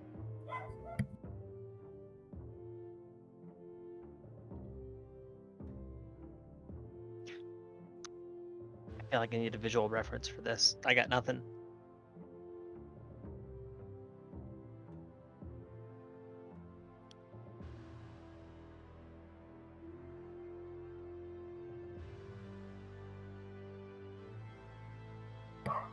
Thoughts from anyone else?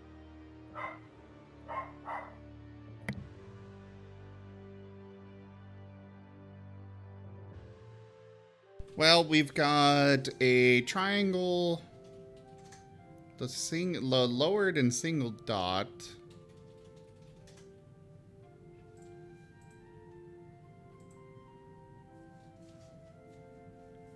So the first message there was on the floor, right?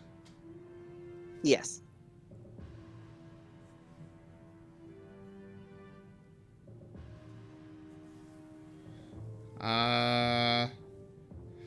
Luke's gonna go and try pressing on one of the raised dots. And Lake's gonna press on the other. They don't seem to really... They're not like buttons or anything. They're like higher... Oh, excuse me, sorry. They're like higher dots than lower dot, meaning that one is like... You could almost say it's a decimal, while the others are a single point. 3.14. 3 on the triangle, 1 on the circle, 4 on the square. It's pi. The answer is pi. Either that or I'm just hungry. So you say pi out loud, and I mean, did anybody say it out loud? I'm just kind of mumbling that. It actually is written out of the character sheet that they are rather cynical. The wall that has the triangle and the wall that has a square kind of like the shapes that are on it kind of fade away, and the circle sinks into the wall and then fills with sand.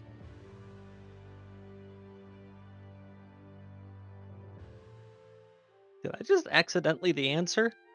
I was just being a smartass.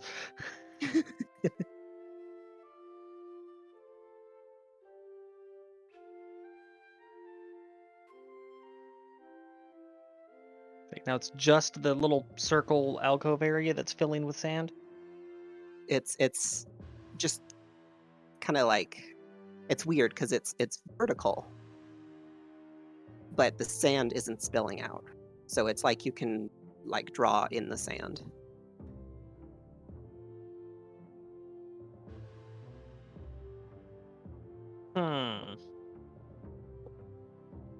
This seems like magical stuff. I'm not going to touch the magical stuff.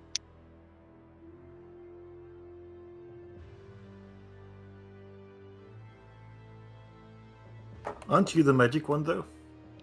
Yeah, that's why I know well enough not to touch it. Yeah, it's kind of your job to touch it. Far. Do you want the I'm not going barbarian to just start barbarian it? I'm not going to directly touch it yet. I'm going to use. I'm going to attempt to discern if there's any hazardous magic around it. If it'll do anything if I attempt to manipulate it, like if I get it wrong. How are you discerning that? Would Arcana fit for that? Give me a roll.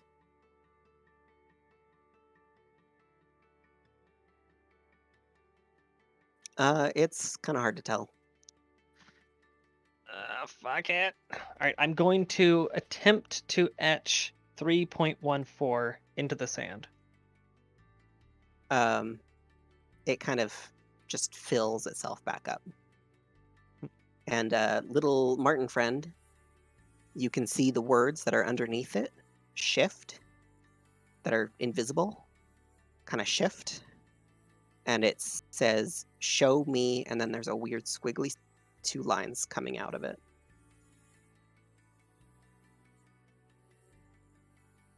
He's squiggly with 2 lines coming out of it.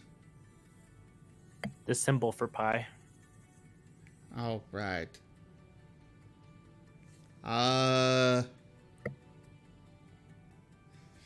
Luke's gonna go over and try and scribble that symbol in.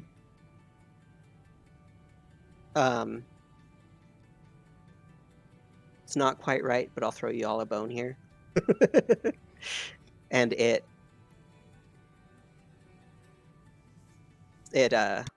the sand kind of falls back into the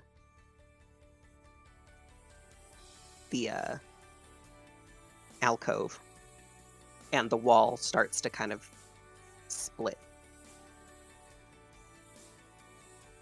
Remember what I said about the puzzles have to be calibrated for kindergartners? You guys did it.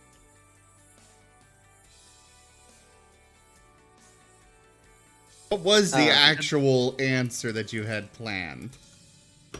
You needed to do a half line to show a radius, which is what pi is. To be fair, in character, I don't think we'd have any idea what pi is. But... Oh, technically, as my character's an artificer, you would have to have a knowledge of mathematics for that. There is no knowledge mathematics. That the whole thing with artificer is using mechanical methods to achieve magical ends. And as a barbarian, I definitely wouldn't have been taught pi. Well, we'd have been taught a different kind of pi.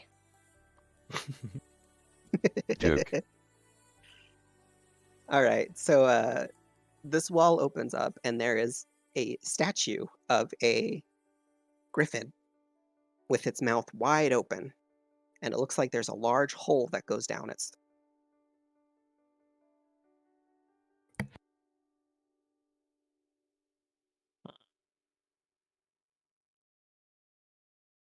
Well, time to stuff a Marten down it. Alternatively, I'm Stuff going the to box in it. I'm going to grab the first rock that I can find. Can use magical tinkering to imbue it with light and drop it into the hole. You kind of flick it in, and it kind of goes and just kind of settles. How deep does it sound like the hole is? Not deep. And you still see the light coming out now. Yeah. Now looks like it's spewing rainbows. Right, see? It's safe. And I'm too fat to fit through, but you're not. Luke will go ahead and go down the hole. Max, we can't understand anything you're typing there. That's because I'm talking to myself. Ah. The wolf is just over there mumbling in some unknown language in the corner. Fox. You're using a wolf thing. Never mind. All right. Yeah. So you climb down this hole, and the beak to the statue closes. And it stays closed for about a solid minute. And all of you can just hear this, like, scratching. And, like, my best Quick. guess is Luke is panicking. For the record, Luke is going to use Tough Hide on himself. Okay. Bestial Transformation. Basically, I get 2 extra AC. Okay. It's this way for probably about a minute, and then the beak opens again.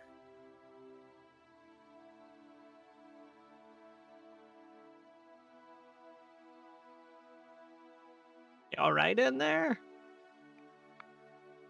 So, did Luke see anything? He does still have his perfect senses.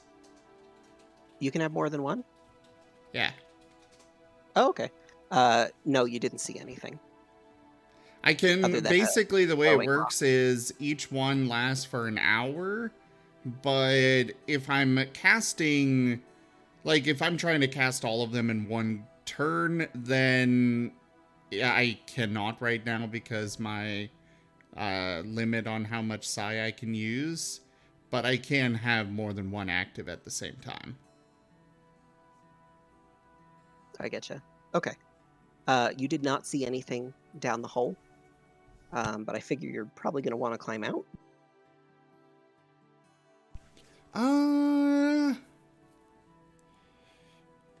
Nah, just make a your nice little holiday home.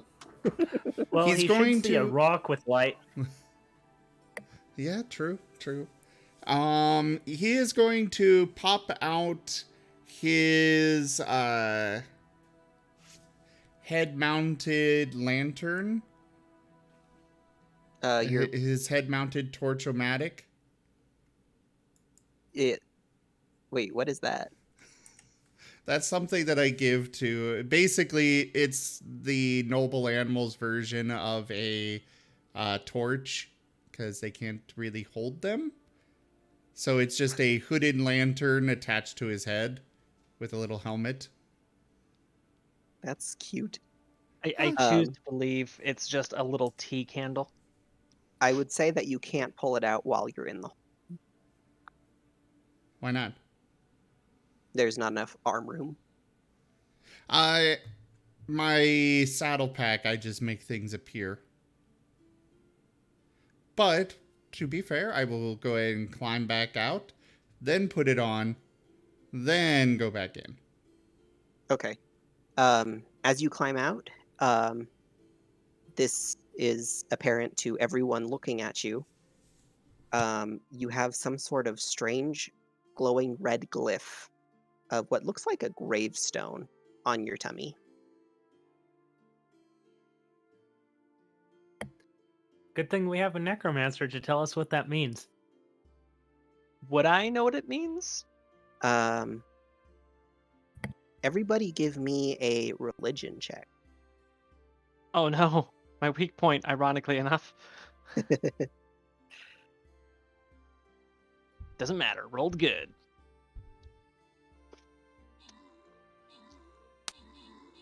I will say this has a pretty low DC.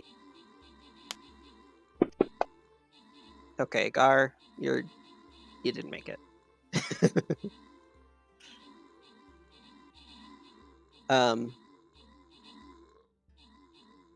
All know this to be a part of the symbol for the goddess Vivi. But it's not the whole symbol, but it's definitely like the silhouette of it.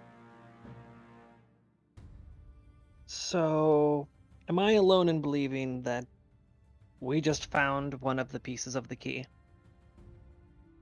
That is a fair assumption. And now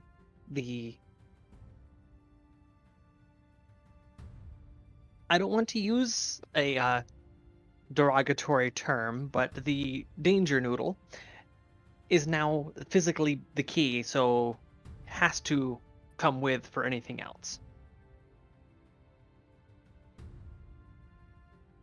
This Save the Marten, save the world. This is my life now. I'm surrounded by carnivores. And this is the one that has the L in the name, right? When I told Hades that I was comfortable being in close proximity to death, this is not what I had in mind. The one what that has an L? The Marten. Oh, they both have L. Okay, the one with K in it. You're killing me. The one with an E. The one with a vowel in their name. You know, it occurs to me, I don't think we ever shared our names with each other. No, I'm Luke. No, I didn't. And my brother over there is Link. Max. Rose. I'm Gar.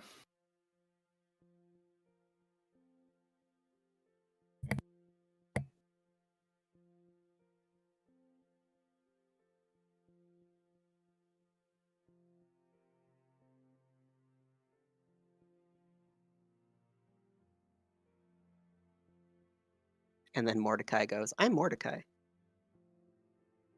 And what does Max say? I don't know. The Max You gotta say, be able to read it. ding, ding, ding, ding, ding. Unknown character. No, Onsox did speak up.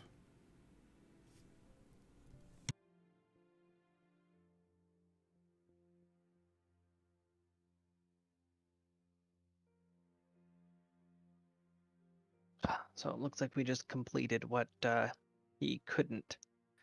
And we've now been... Well, a person doesn't just happen into stuff like this. I'm going to go out on a limb here and say that fate has decided that we are going on an adventure.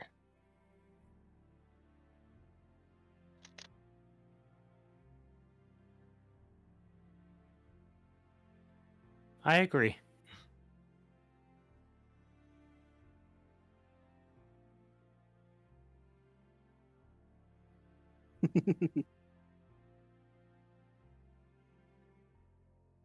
All right. Still don't understand a single thing the Fox is saying.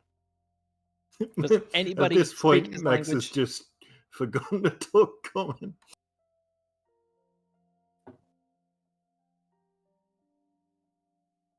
And with that, Hey, Max, we don't understand anything you're saying there.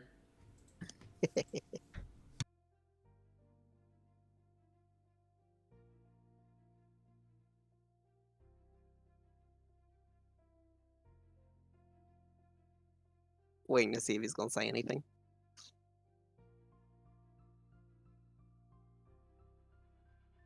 I'm just gonna do the do you speak English? Du hast sprechen? Habla español? But going cycling through Celestial, Common, Infernal, and Terran. Do you speak any of those languages? Nope. Oh, no. Does anyone speak his language? Don't know what the language is. Draconic.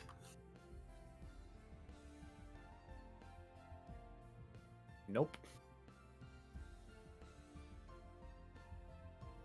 Mordecai does. That would be a negative.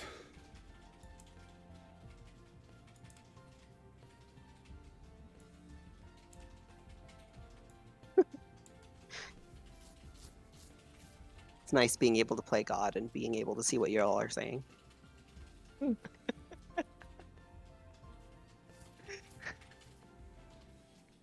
And now Werenimal's translating.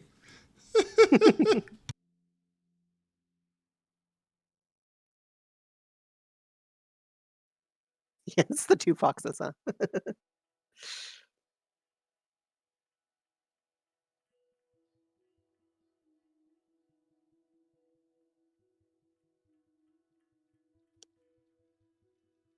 So this is where we're gonna go ahead and end it. Yep, for tonight. If y'all are okay with that. We've confirmed Yeah. that foxes are indeed pretentious, and they have to have their secret cool kid language that we're not allowed to know. Joke. All right. So to recap, you guys found a ship. You found you got some rope for it. You still seem to need a sail and find a way to fix this bent mast. You found some ruin, found a dead captain, and you have a tattooed Marten on your hands. And despite me having the character with the lowest health and I believe the lowest AC, I managed to walk out of the first fight unscathed. Can't touch this. Done. Well, except no. for your spell slots. I burned all of my spell slots. This is true. The candle that burns twice as bright. Yeah. So now, when you do get hit, you're just gonna. Now, if we get into combat again, you're just gonna be useless. Nah, I still have my crossbow. All right, everybody. Thank you all so much for joining us for our first stream of Ascent to Ascend. I will be back, I think, tomorrow. Maybe in a few minutes. We'll see. Whether Luke wants to join for League or not.